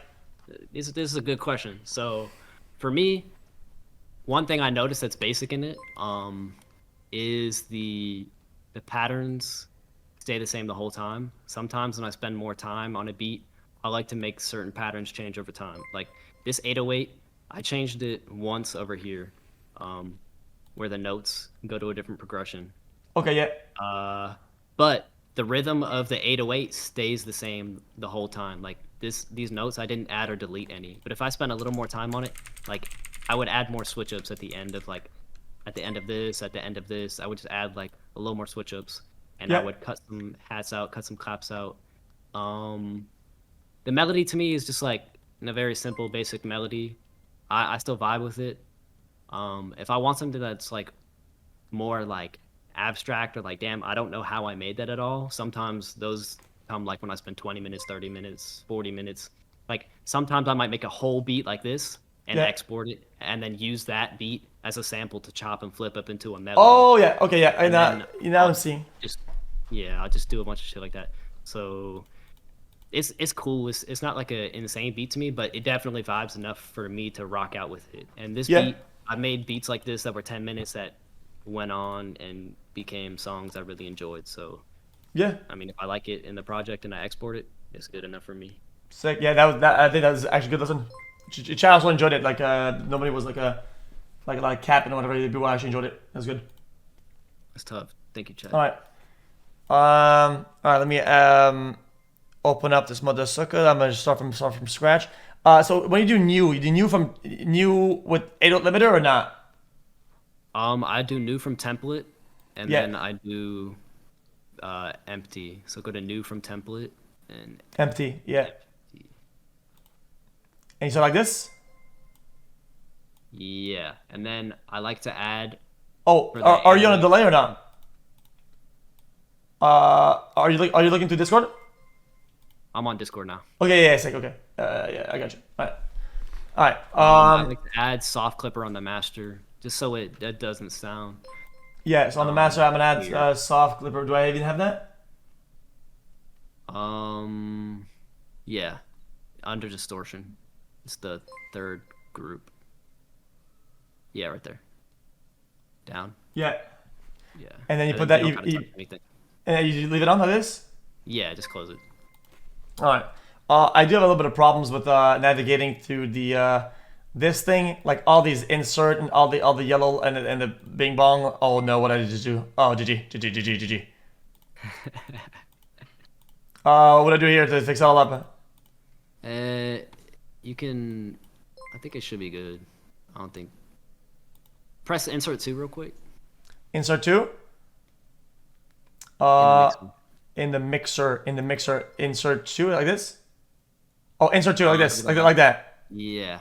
All right. See how that. All right. Now press insert 1 real quick. Okay. Don't press those arrows on the. Okay, press what? Press that one. That The one? arrow on the left. Yeah. Now press that one too. All right. Now click the one on the left again. All right. Now go to insert 1. All right. You're good. You're good. I'm reset it to normal now. Yeah. You should be good. All right. I'll try to apply some of the stuff that I learned today, and then do something interesting. So. Okay, let me get. How do you get timer? I have to download it. No. You want me to start a timer? Yeah. All right. Let me know when. Go. Okay, 3, 2, 1, go start. All right. Okay. Started. Well, first I need to get Okay, no. Stop timer. Stop. Hold on. Let me just get my pack real quick, because I have a pack. I have a pack though. I have a pack full of stuff in there. It's in my download Alright. somewhere. Because It's not in the right place. You're good. You're good. okay. Just drag and drop the whole folder into that. Into here. Yeah. Drag and drop the whole folder just anywhere on there. It's still zipped or not? You have to unzip it. Okay. Extract the folder is the proper term. It didn't do anything. Is a zip? Does it have contents inside the folder? Yeah, It's it like a does. drum kit? I'll just do it on my desktop real quick. Yeah. As long as you get the folder from inside the zip outside of it. Oh, it's because my browser crashed. Wait, the weirdest thing is happening. I think I dragged it and I'm stuck on it. Yeah, my browser completely like crashed and died. Your Explorer. Yeah, it should be fine now. Then I go to downloads real quick. Put my 808. Yeah, my 808s are on my desktop now. Now I put my one shots and my drum hits. Okay, now my edits are here. I do extract. All extract. Mm-hmm.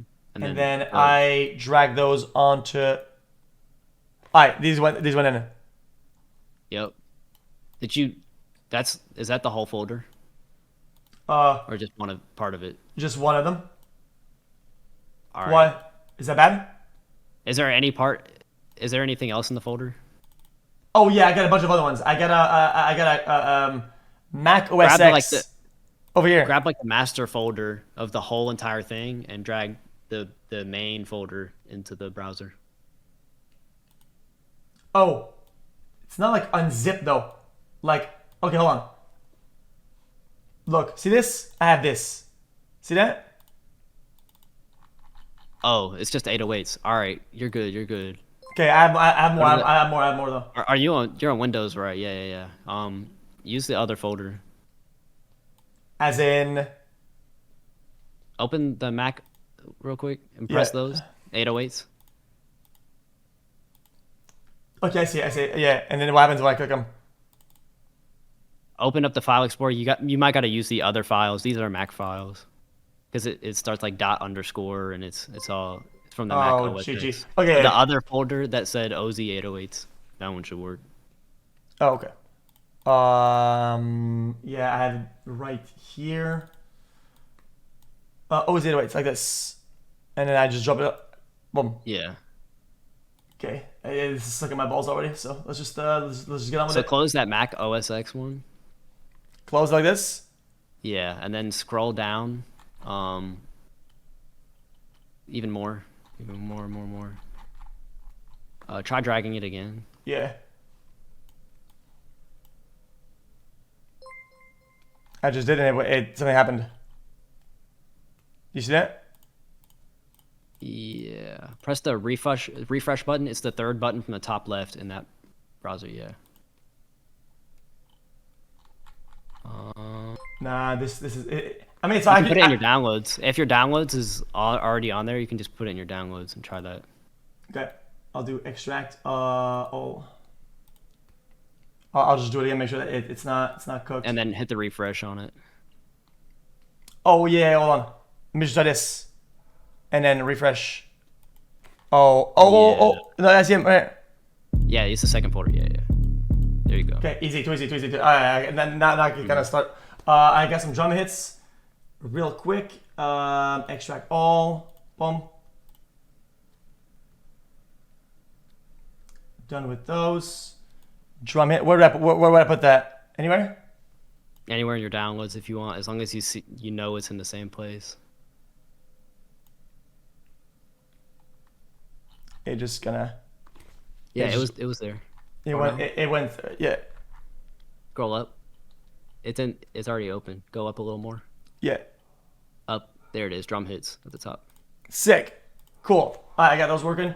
Easy. And I got some one shots. It'll take 1 second. Extract all. Bing. And I got FX one shots. Okay. Yes, sir. Okay. This is something that my friend gave me that we used to work with a while back. Okay. I mean, I can. Okay, now you can stop timer. I'm ready to do something productive. Okay. All right. Started the timer in 5, 4, 3, 2, 1. Okay. All right. Easy clap.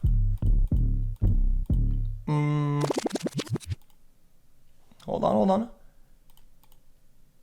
So the first thing you use a piano, right? How do you do that? Real quick, like the melody. Right-click the sampler. Right-click the sampler that's in the step sequencer. That little square that says sampler. Yeah. Press replace. Replace It says replace, and then go over to like FL keys. FL keys. Or you can use flex if you see something that says flex in there. Yeah, oh yeah, you should use that one way back. I remember that now. Flex. Yeah, and then you go down a big list, right? Yeah. Yeah, you can use any presets in there. If you click all that's on the left, you get all the presets. You get to choose from those. All. Okay. Now, how do you hear them as they play? Use your keyboard, your typing keyboard.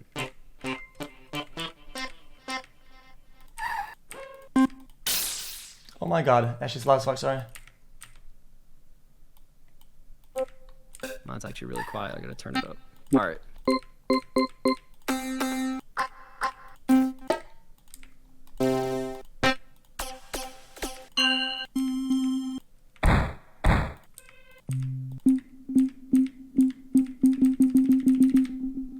I like that. All right. And then I do piano roll. I do. You go to the pattern mode. You see at the top where it says song on the top left? Yeah. So Press that. song top left pattern mode. Yeah. And then how do I use piano roll to start cooking? Right click that enlightenment thing Yeah. Piano roll. and then press piano roll. All right, I'll see it. And then if you want to you can stop and start with the space bar.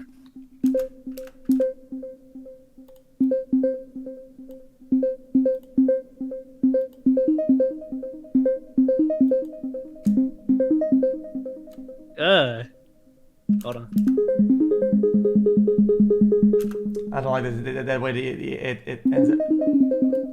Why does it do that? Do that at the end? It's the preset. It's an arpeggiator. So the longer you hold it, it'll do that. If you do short notes in there, it'll just do Oh, little. okay, yeah, it makes sense. You shift. That kind of annoys me a little bit. Maybe there's too many. Yeah, why is it doing that? A preset, as in what? Make them short notes. The sound you picked from that big list, it just does that. So if you use Oh, short notes, it does. won't Okay. do that. That's Yeah. kind of unlucky. I'm not gonna lie. That's kinda, If you make the notes really short, it'll just do little blips and it won't do that. yeah. So It's, if you it's do, kind of hard because I want to do the thing you showed me earlier with the long notes. Remember that? Yeah, you got to change the preset then. Press play over and over so you can hear the presets. Yeah.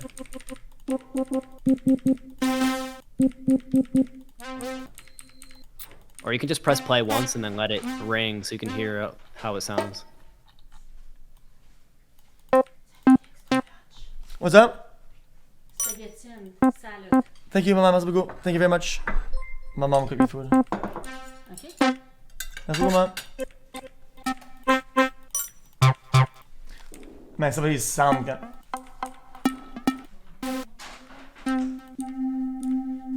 That one's kind of nice. That space flute. Yeah. See, it's too long.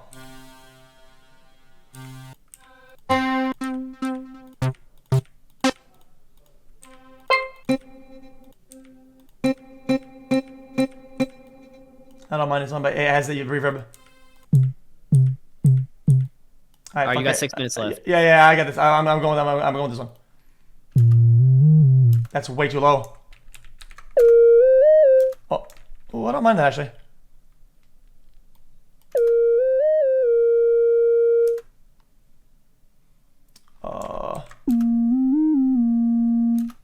That's kind of tough. Yeah. I like it.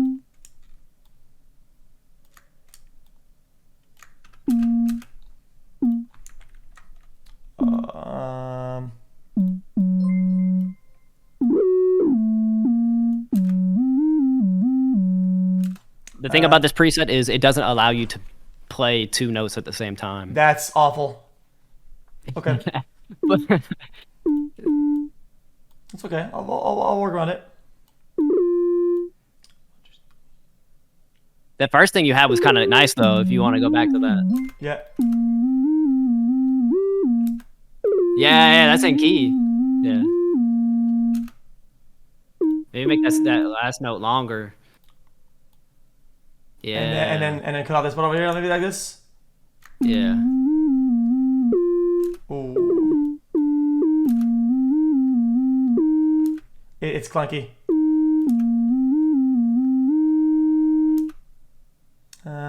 Slide it one more square to the left.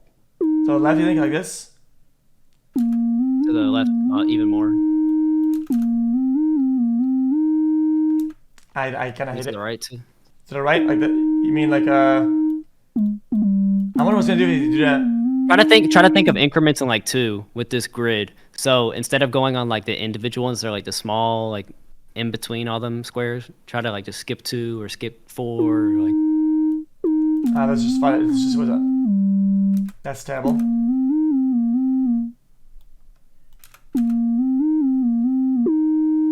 That's just annoying. All right. See what we do. I think I just keep it for now. That's good. It's repeating. It'll be catchy. Yeah. It's You can add another sound too on top of it. it looks like yeah. All right. So I'm done with this. I'll just do that, and then let me add another melody to this motherfucker. I'll do what? I do pattern 2, and then you do what? If you can actually put it in the same pattern. If you just go to pattern 1 and then right click the submarine, and then press insert, and then when you do, you can go to flex again, or you can pick another sound. Is the thing is FL keys? Yeah.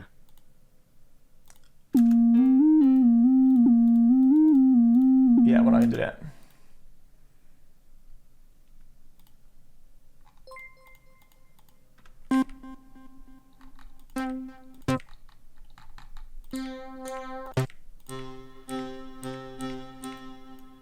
like that.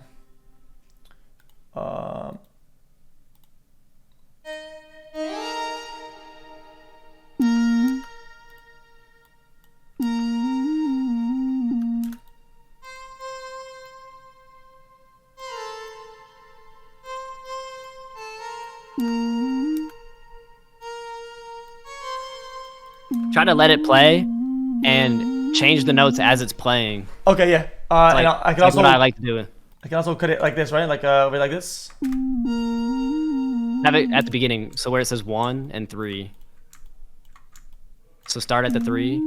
Your mouse so has at to be 3? exactly on the and then Like go this. all the way to 1. Oh, Yeah, okay. all the way to 1.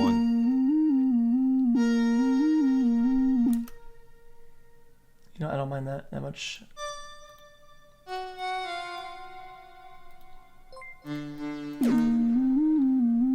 Oh, that note was kind of tough. Which one? Oh no, it was like bum. Yeah, it was that one. It was that C, but you made it like an octave lower. How would I do that? Click away from it. Click the, like, undo. Control Z. Yeah. And then click the A sharp one. That one that says A hashtag. Yeah. And then click to the left where it says C7, a note over there. And then drag that one down, control 2 arrows down. Like that? Only that one note. So hold control and then left click it. And then control down, down. And then drag that one all the way to the beginning where it says the 1. But then go down 1 note because you dragged it up 1. Like that? No, up arrow. Yeah. But then instead of going control down, do shift down. Yeah. So something is. It's that C, that high C note. You see how it has a little triangle on it on the right? Yeah. Yeah.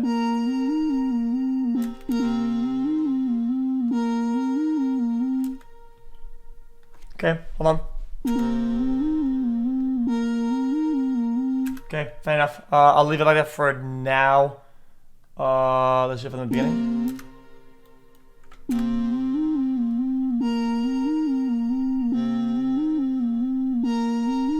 Yeah, it's fire. Yeah, it's looking okay.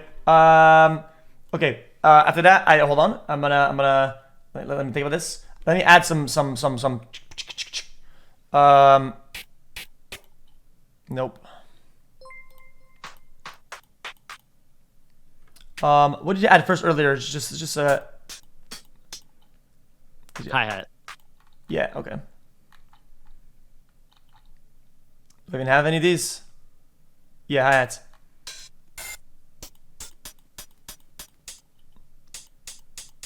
This one. So how do I add this one in? In. Do I do a pattern 2? So you drag it into the same pattern 1, but you have to drag it into a spot that there's, yeah, you see how it just drew a green line when you did that? Yeah. That's what you gotta do, yeah. Okay, and then so when I do that, And right click, you don't have to put it on a new pattern on the song mode. It's all in the same pattern. okay, so okay, oh okay, so it's gonna keep doing it on the same pattern then. So I just go back to the pin and roll straight up, and I just click it on it. Mm-hmm.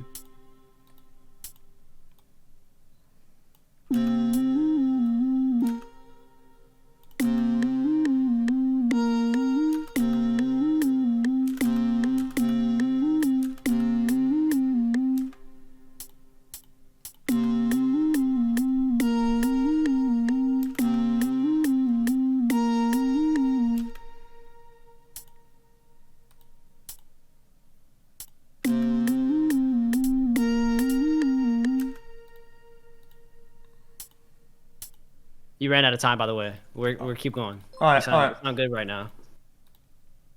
I'll just skip one every time and see what happens. Okay. Now I want to add some of the what are the other ones? Is that the same thing?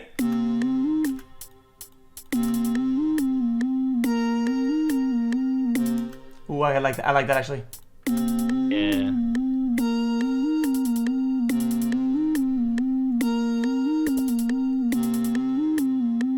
Alright, okay. And then I need some claps. I need some claps. I like that one. This one's kind of snappy. Okay.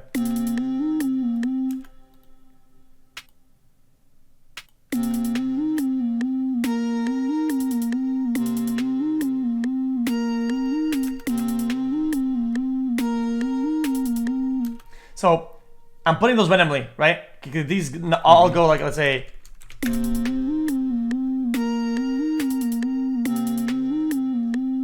Try to, without any claps there, how do you hear it in your head when you're listening to the beat? Like, clap in real life to the beat is how I would like do it. Okay.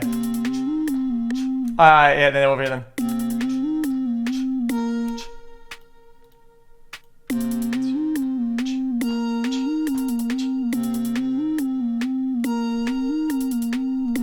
I don't mind that. All right, let me try to do something fancy with it. This entire thing. Hold on, I'm gonna try to do insert one. I like this one. I did last time. Nope.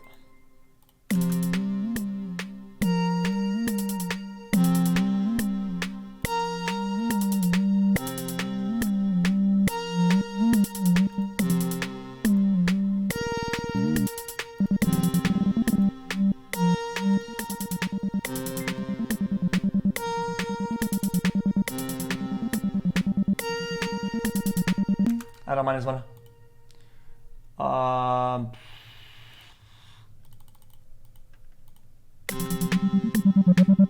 That's all horrible. Let's remove that. I want to. Okay, now I want to give it some.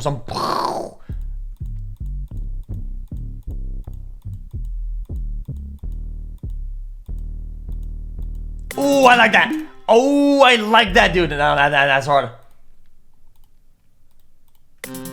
So okay, so what would you do with the 808s? Would you sync it, like what would I sync it with to give it some? So if you're listening to how the 808 sounds in your head, to me, I would have the 808 like bah bah bah. Yeah, okay. Yeah, bah bah bah. That is like So bring it up by doing control up 2 times. That's shift up. Go control up instead. And then you see the bottom thing where it says velocity? Yeah. Left click and drag that up. And then on all the notes. So on all my 808s, I like the velocity max. That just means it's hitting as hard as possible. And then this note right here that you're at, it's like bum, bum, bum. So try to bring it down like maybe 2. Shift 2.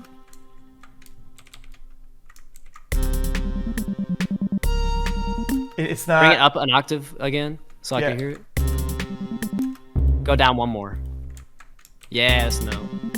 And then the rhythm, you can just do whatever you want. But I think that's the note you should use for the 808. I think I'm gonna do like 4 times per. Just fill every. Ooh.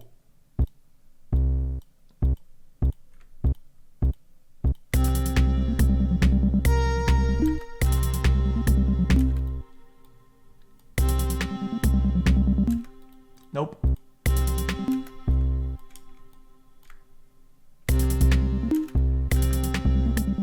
Oh wait, that was kind of cool. Yeah. Go back. Yeah, like this. 1 more to the left, and then add a 3rd note. Yeah, but 3 squares away from. Yeah. That boom, boom, boom. That's kind of tough. Boom, boom, boom.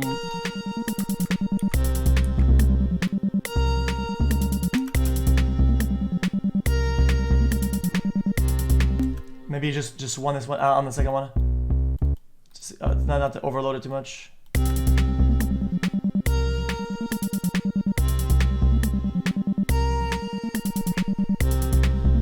I don't mind that. I think it's kind of cool. Okay. Let me see if I can just give it a pitch shifter real quick.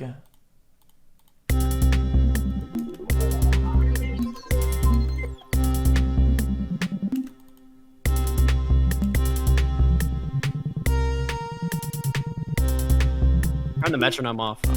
Yeah, you're right. Hey. Why is that good one? Why it is? Why? Hold on. I don't mind this one. I think it's not decent. I'm vibing with it. It feels like, I don't know, some alien music.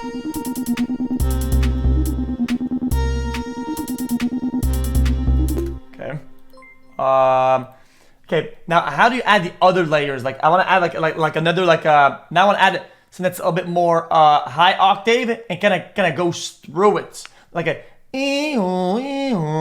like in the back. Every two patterns it does that. Flex might have that kind of sound. I have to add another flex. So right click where it says any one of those squares on the step sequencer. Yeah, any one of those on the step sequencer. So That box, yeah. Right click on any one of those rectangles that are wide. These ones? No, other one. Like where it says blue accordion. That's basically. Oh, where like you that. can right click. And then do insert, and then you can do. Oh, insert. Okay, yeah, right. Maybe yeah, makes sense. It's all muscle memory, to be honest. Oh So yeah, you want something like that's going like we. You might want a lead or something like. what's that? If you go to tags on the very bottom of that plugin, Yeah. you can press like lead under the type and try some of those.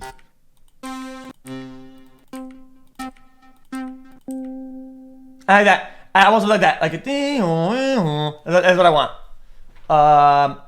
Okay. And I go to the pinroll and I go.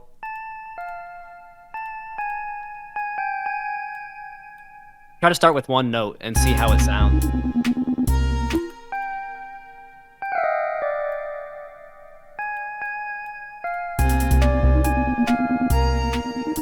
Okay, I put it like way lower though. Sorry. It's a bit too high. So how would I make it?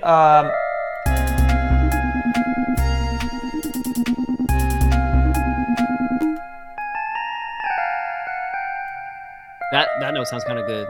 That third one where it's like,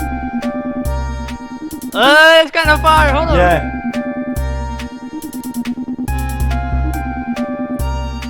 That D6 kind of sounds off a little bit. That's better.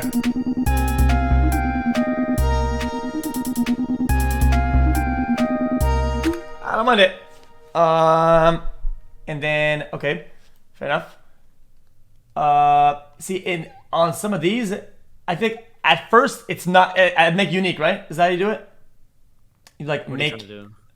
I'm trying to remove that part of the first two patterns. I don't want to have the two. No, I like to do it as different. I left click where it says pattern 1 on Yeah. the left in the top middle of your screen. Yeah. The one. And to the left, you see that arrow? Yeah. And then left click it. And then go to split by channel. In the bottom. Split Yeah. by channel. And then hold down control and left click the purple lullaby that's on the left of the playlist. This Yeah, one? that. Yeah, and then hold down shift and then click the very bottom square. Bottom square, as in. Where it says OZ 808 dirty. It's like you're highlighting all of them. Yeah. Then you can drag them over to like anywhere in the playlist, like maybe track 5, like yeah, like there. And then right click and delete all the stuff that's up top. If you hold right click on an empty space, you can drag it over it like it's like a eraser. Yeah. And then how would I then you can- continue to? Control A, Control B. Control B. Control A is basically select them all, and Control B is like paste it to the next available square. Okay, yeah. And And then, then Control D is deselect. okay, deselect. Okay, Control D is deselect. Okay, I'll say Control D, Control D, Control D, deselect, Control D, deselect. Yeah, and Control A, Control D, Control B. Those are like the main ones. Control A, Control D, Control B. okay. And then I would remove which part is the dino? It's the purple lullaby, lullaby. right? Yeah.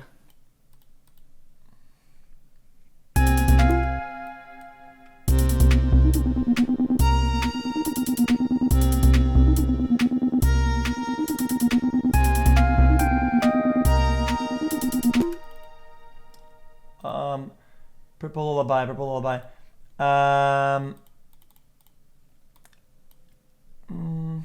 What are you thinking in your head?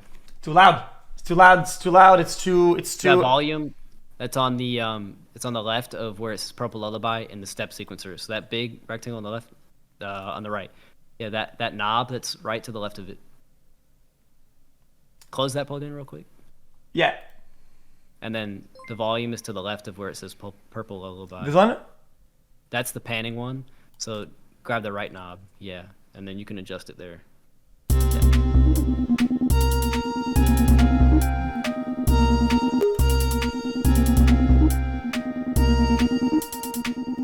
Okay.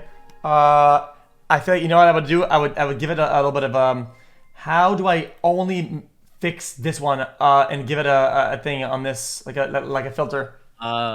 Click the step sequencer again. Anywhere empty in the step sequencer. It's basically that square that's on the left that has all the rectangles in it. Oh, okay, like this. No, on the even more on the left. That thing. Click an empty space. Yeah. Close that. Like the gray area that's like above it. And then do Control L. You just have to make sure that one is green. You see how that one's as green? long as it's green, you're chilling. Okay, yeah. Yeah.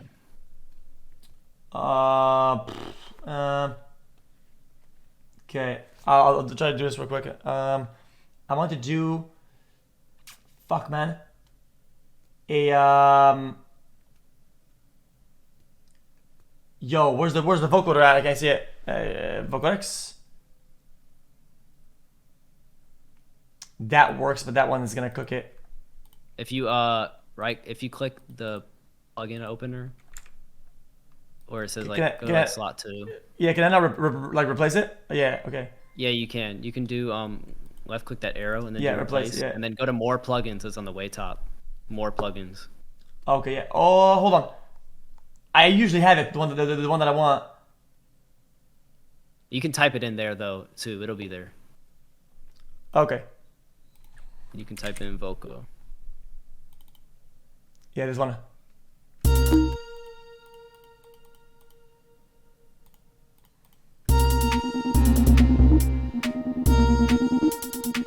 Now it's too quiet.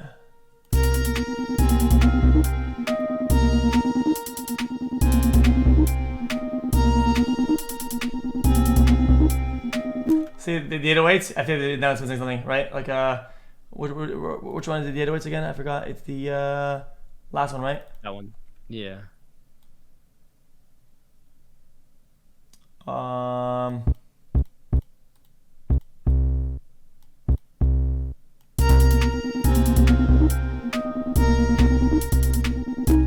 Well, that sounds so wonky.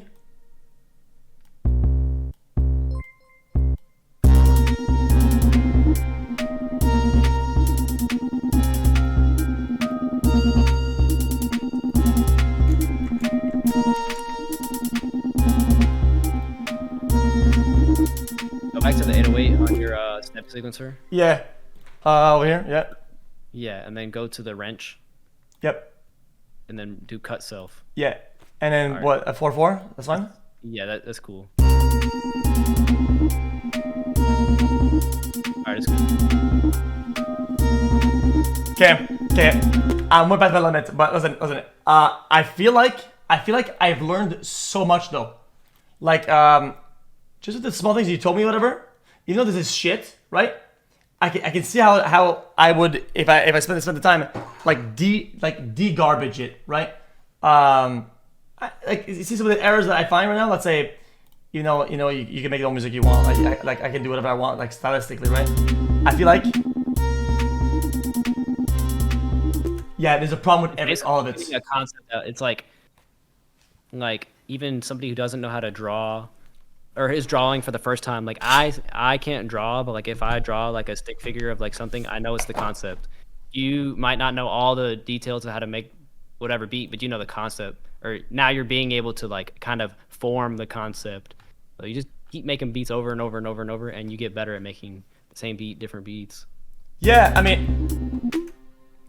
mean, brother, I'm basically, it's kind of hard to, because there's so much. It's like that there's so much that I don't know. I feel like I'm almost doing myself like a disservice by not like doing it a lot before trying to like master it. Like a lot of this shit is just do it like more and more. You know, like spending like more time I mean, just doing it.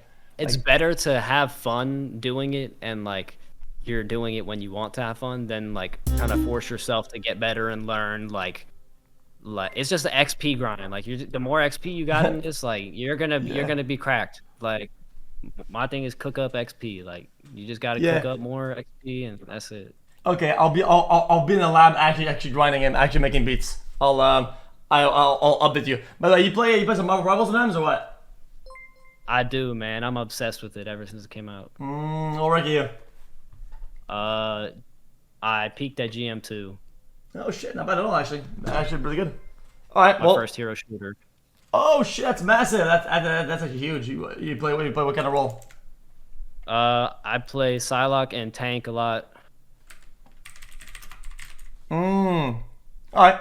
Well, listen, man. I have your DM now. Yeah, I'm not gonna harass you. I'm gonna send you a bunch of files. Oh shit! Yes, please. Yeah, I love that. Yeah.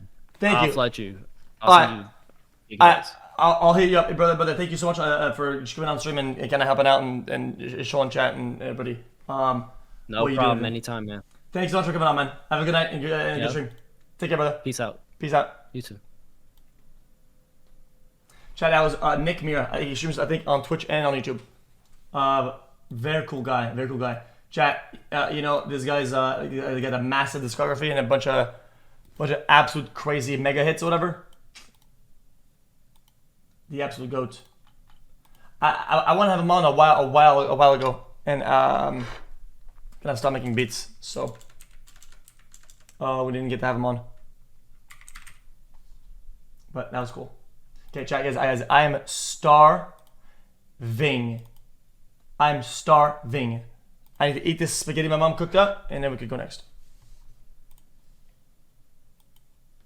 That's cool. I'll watch what Chick see. Chick said it wasn't very good, but I mean I kinda eat this food, so 20 minutes, fuck it.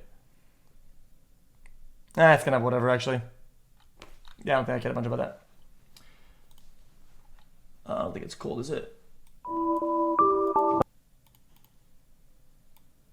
Yeah, hey, watch this video. I love this video. One of my favorite videos. Producer named Side Piece. He found him on Twitter. He was like, "Yo, this kid from Chicago. He's got like 250 SoundCloud followers. He's like, he has mad talent, and nobody knows about him. Let's work on him. Let's get hands on. Let's like make him a bigger artist, or just work with him, make dope music." First off, I put it in a folder, and I texted this beat to Juice 2 days. Want to send him the beat? I'll send it to you now.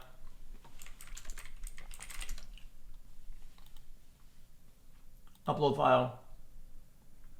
I go to what, recent?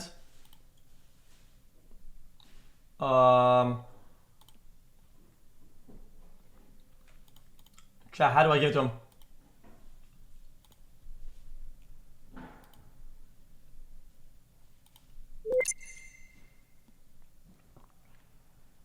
Like garbage juice, how do I give that to him?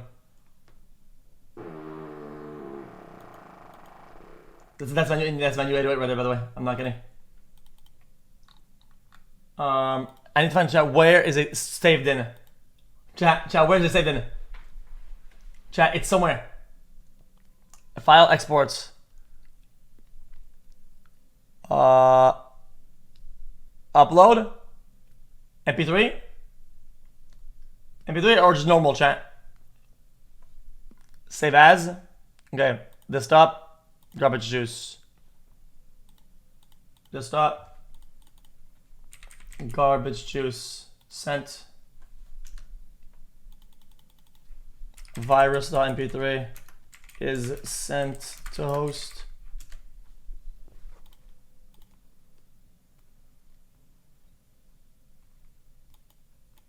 I did it wrong? Oh. Zip loop package. Okay. I do export zip loop package. Garbage juice pack.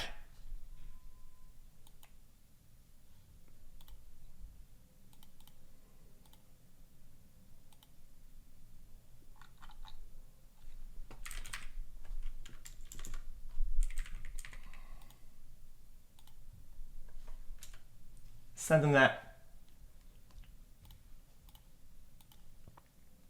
Days later, he was on Periscope. It's like, I'm working on this beat. Nick come through. He had like, I don't know, maybe 50 people in there. We were just watching him make the song live. Now it's time to cook up.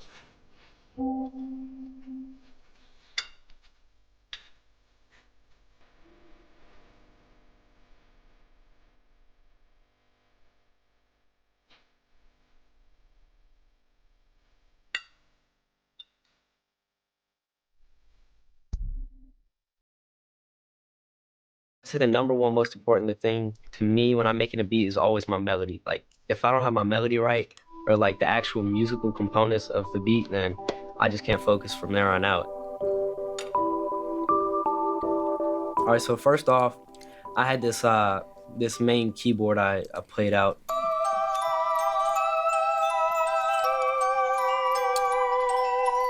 Everybody knows gross beat. Everybody who's done a Genius Constructed put gross beat on this.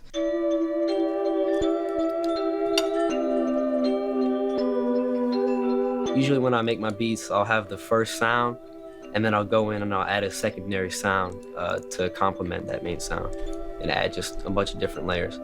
So after I had that keyboard, I added this Electra X bell right. You had this wizard and you made this garbanzo beat. Jeez, X. Really, dude? Shut up, bass gutter. Okay. So that's what we're doing today. And always after my melodies, I go straight to my drums. Added in this rim, for some more bounce. Mmm. And then lastly, I think this song, the most bounce was the hi-hats. So I turned the release down, chopped it so it sounds like a shaker, like a chick.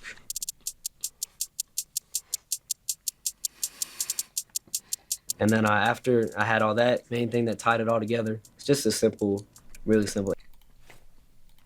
Let me stream.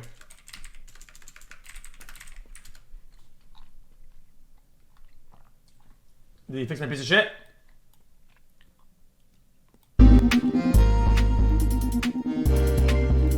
This lead is crazy.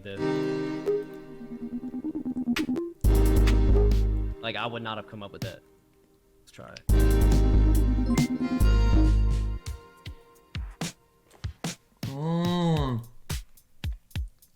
Maybe this, I don't know. He has to uncook the whole thing.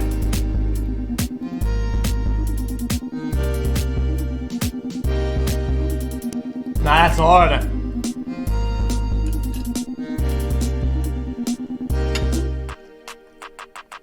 Let's try this one. Maybe.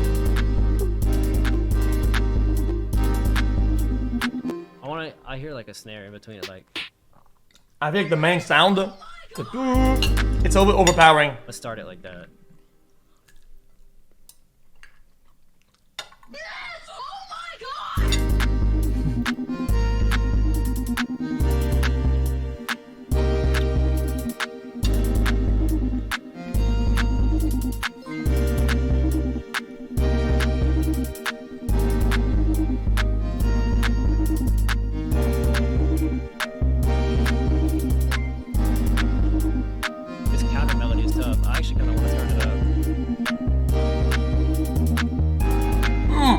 That's what, Jam. And then I want to add more notes to it, like. That's what I want to do with the 808s. The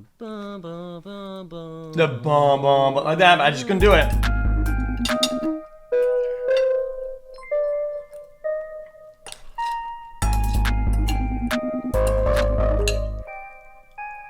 Maybe like a little flick, like. Mmm. And then yeah, we'll turn it down. And then instead of duplicating over here, we'll make it a longer pattern, like. Boom, boom, boom. Like that.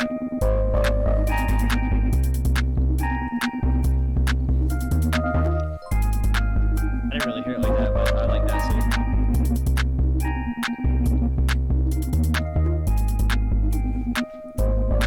Maybe change the 808 to like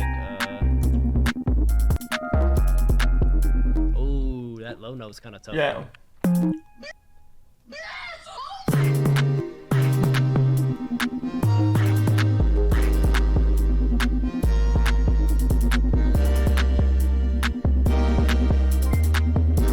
Oh damn, yeah, I could never do that with the 808s.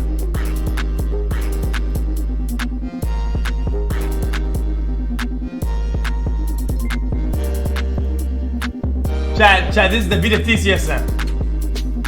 Yeah, we need to put Drake on this right now. Hold up. Chad, the VSTs, I don't know what it is. If you change every piece of a beat, it is still the same beat. It's a philosophical question, really. Yeah, that's tough. And then like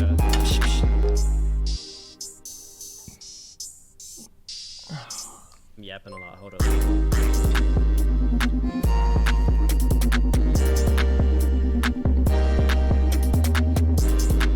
Wow. This beat is hard as fuck, hello?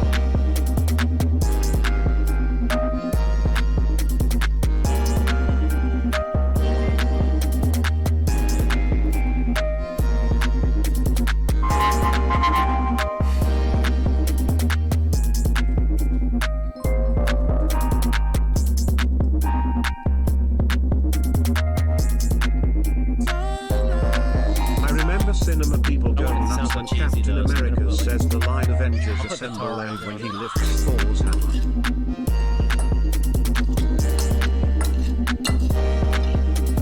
It takes forever to load for some reason.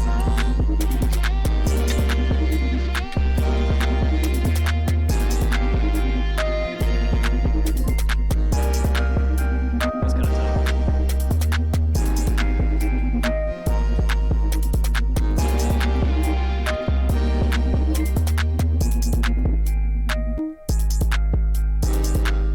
We'll change the sound to change the preset. So I'm gonna duplicate that and then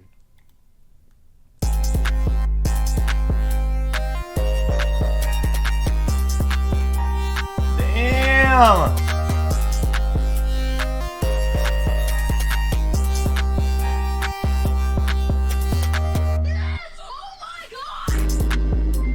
it's like a little sharp.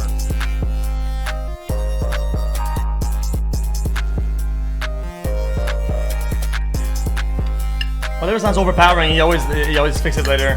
Yeah, it's You gotta hear it right first, I think. Yeah.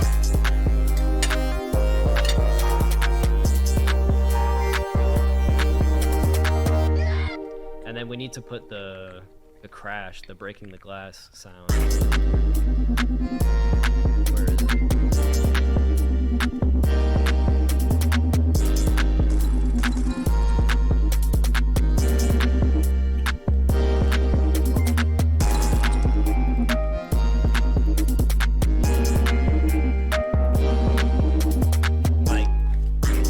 Chad, this is Chad. Because I wouldn't have thought of like making this sound. It sounds different. Like I wouldn't have came up with this.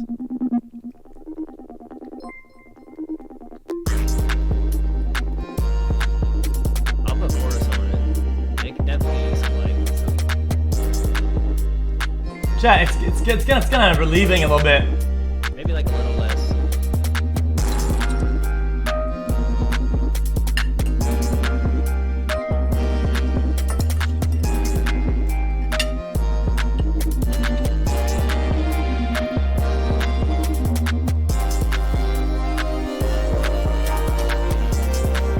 My jam broken.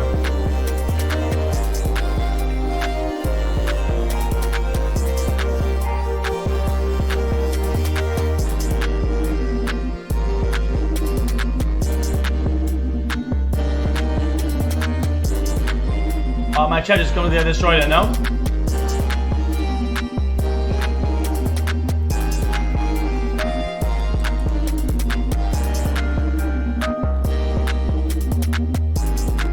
So in order to do all that, I'm gonna make a new pattern and then set it to the whole length. And I'm just gonna freestyle on the keyboard and just pick the parts that I like. It's fixed now. Theseus would be a hard name for this song.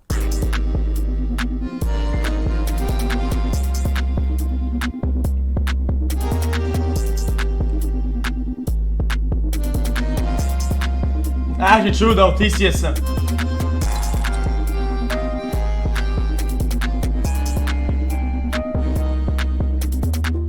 Is the main one muted? I can't hear it. Chat, it's Theseus, chat. This is actually it's a philosophical piece on music, New sound. and it's to give the listener a conceptual idea of the metaphysics of music, at which the viewer decides if it's still the same beat or it's not the same beat.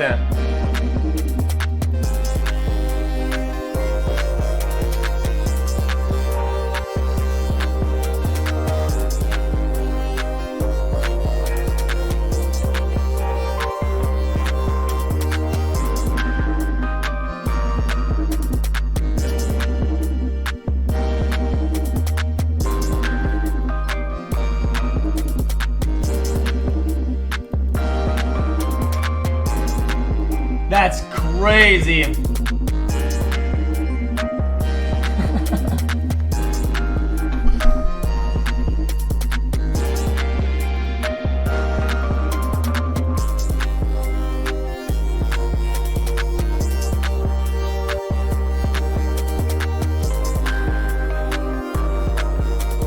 This part's crazy.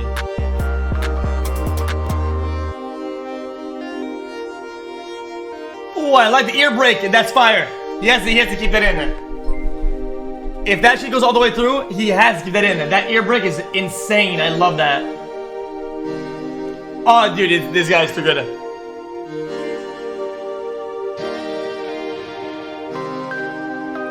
Oh, I can't. I roll. Well, I'm gonna be a resident glazer. And then lastly, we need a synth bass to tie in all of this right here. We'll do like a 8-bar pattern. Drag it over here. We need a synth bass. So the synth bass is gonna be like the glue. It'll be like what holds everything together. Keep the I haven't beat used the trapped, synth bass please. So I don't Reese bass. That'll sound good. That's the note I want.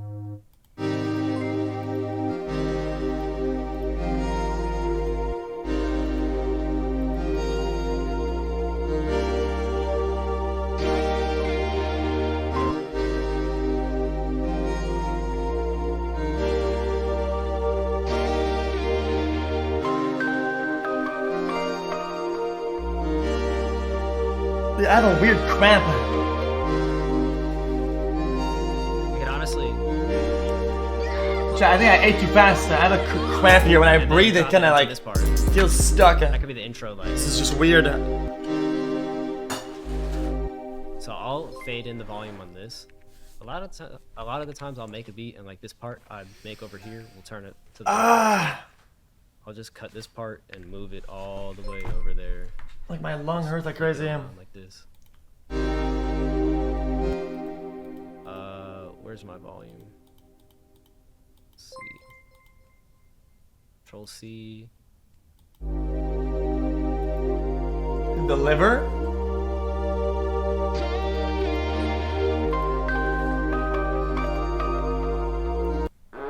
Oh my god! And then the beat drop right there.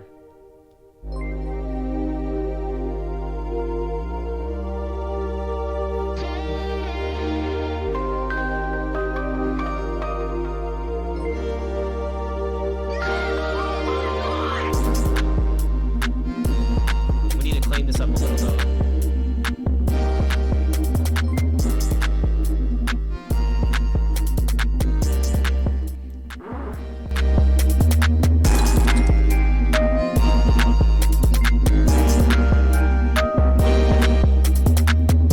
Club banger. The volume for this thing is kind of like fluctuating, so it's an error with the automation. This has to stay the same the whole time. Let's do that.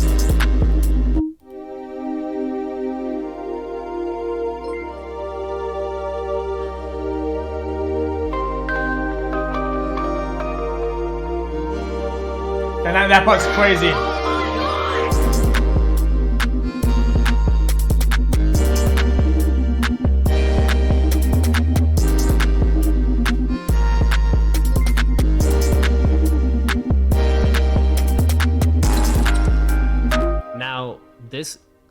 submarine sound that is called. It like kind of like gets too quiet sometimes. It gets too loud, so I'm gonna like even it out. Yeah, that blue blue blue blue is it's sometimes a little out of place. I kind of feel that too. I feel like it's forced in.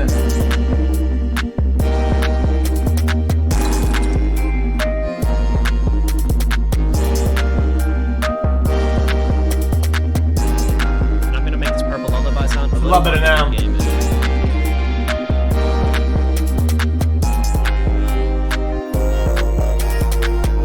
Oh, Bit Crush.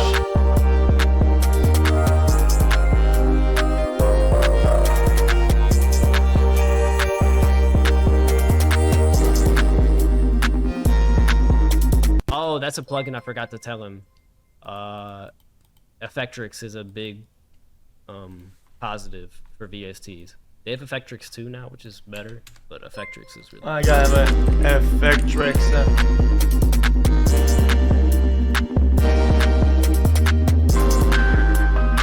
That part's crazy.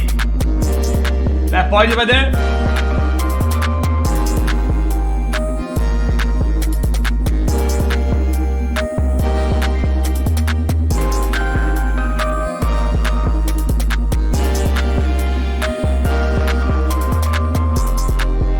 Do I 808 switch up right here?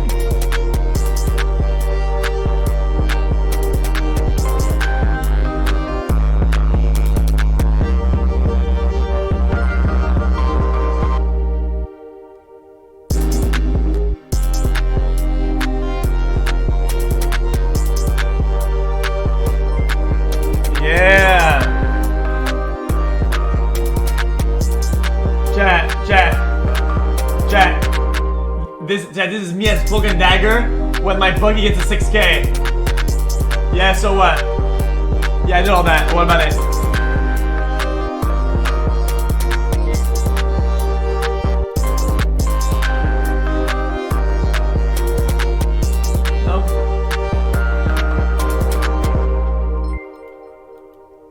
Chat, this is going on the radio, by the way. I think the last part I would do for this beat is maybe Chat, when the vocals get on this, chat, this is going on the radio, by the way. lo-fi part. Let's do a little lo-fi part, and then I like to export the beat and then put it on a. It'll go like it. extra track. I can't be without you. Bam, bam, bam. Something like that. Here. It sounds alright. Sounds No? Okay. Alright, man. Why am I soft chat band? Glorp jam. Now clean it up, put it at the beginning, and let's just make things look a little better. Flashbang. Maybe. Alright, I can see it all now.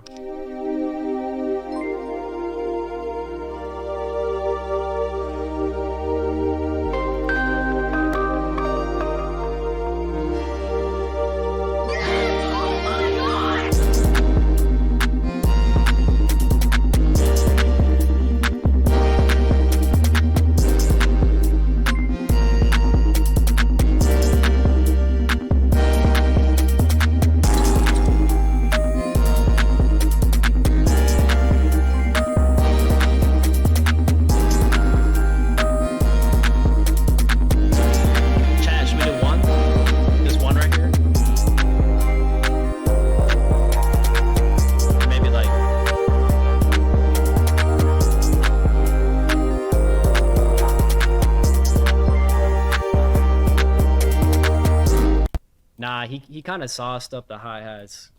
He might be the hi-hat god. No glaze, like Chat, what? Chat, what's a hi-hat? We don't need to add any other ones. Alright.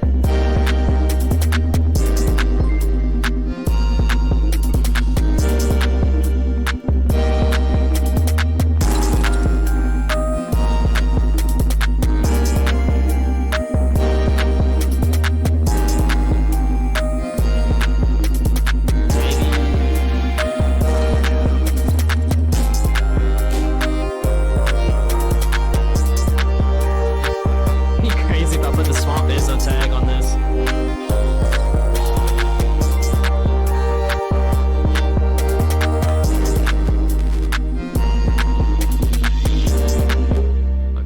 this sweep right here.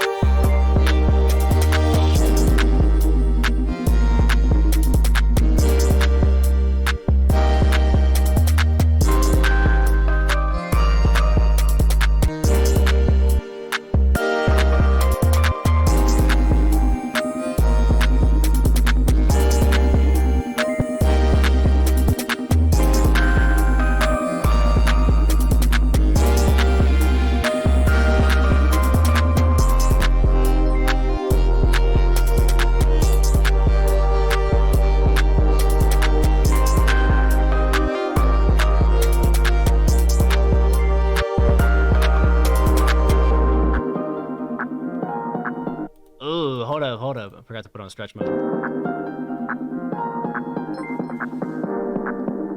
Alright, just letting y'all know, these are my own melodies. These aren't anybody else's. I own the copyright to these. It's just my stash. Yeah, don't be yoking that.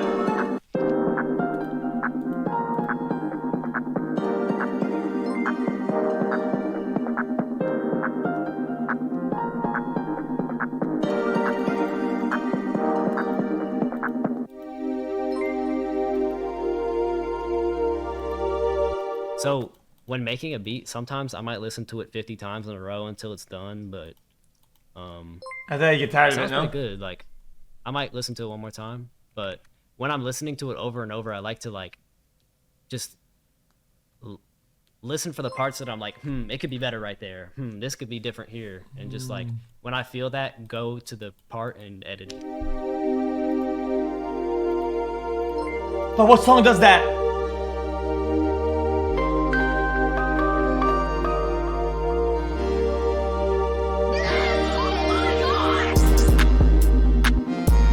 This is offbeat, and I'll export a version without this tag too.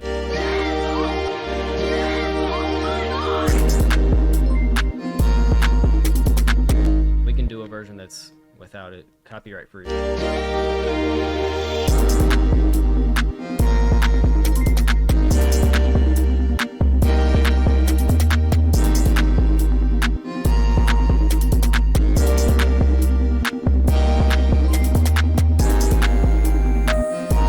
Yeah, chat, tags are like impossible to make because what do you even choose? And there's so many sound bites of my own shit that I like, and there's so many of them.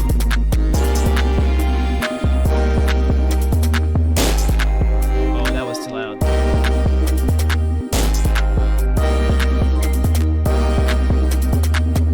Stop talking!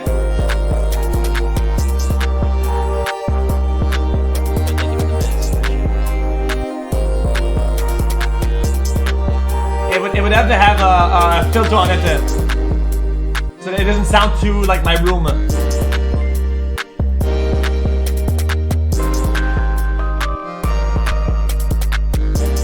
It had to be like a...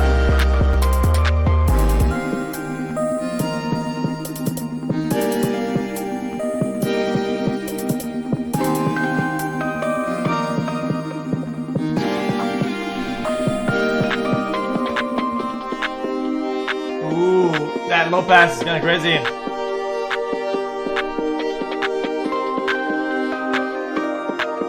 Is that what it is? It's just cutting the highs is what it is. High pass. There you go.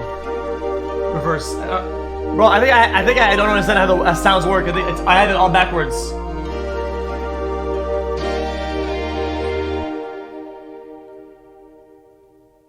For the sake of this beat, I'm gonna export the whole beat, and It's kind of crazy. Finish it though. after I do Alt R on the master, you'll click this little red dot, make sure it's on song mode.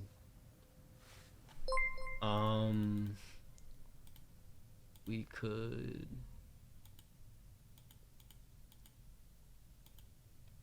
any minute now, any minute.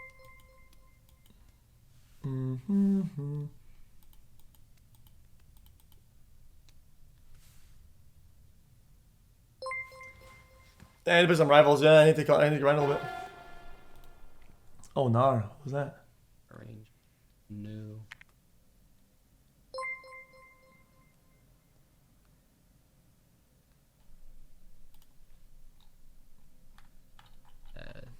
slice.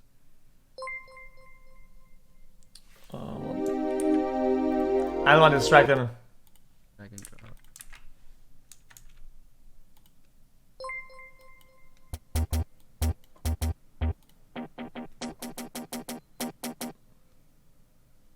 She's gonna start busting Chad as they give him a bunch of subs.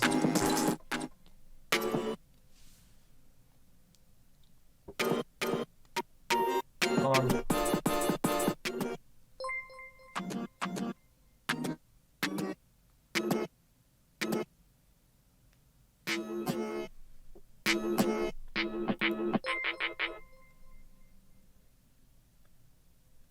It's too sharp auto slicing.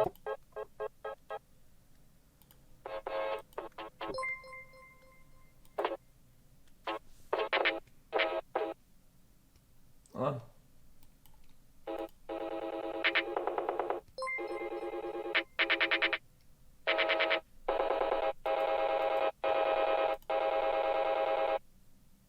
Might have to bring this up. I'm gonna have to turn my follow noise off. It's kind of annoying. Thank you guys.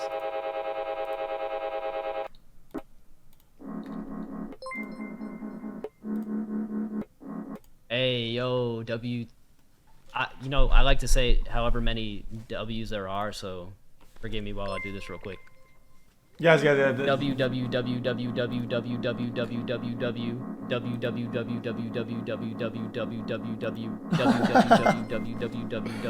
I have a cramp, chat. Is that chat? Am I gonna die or what?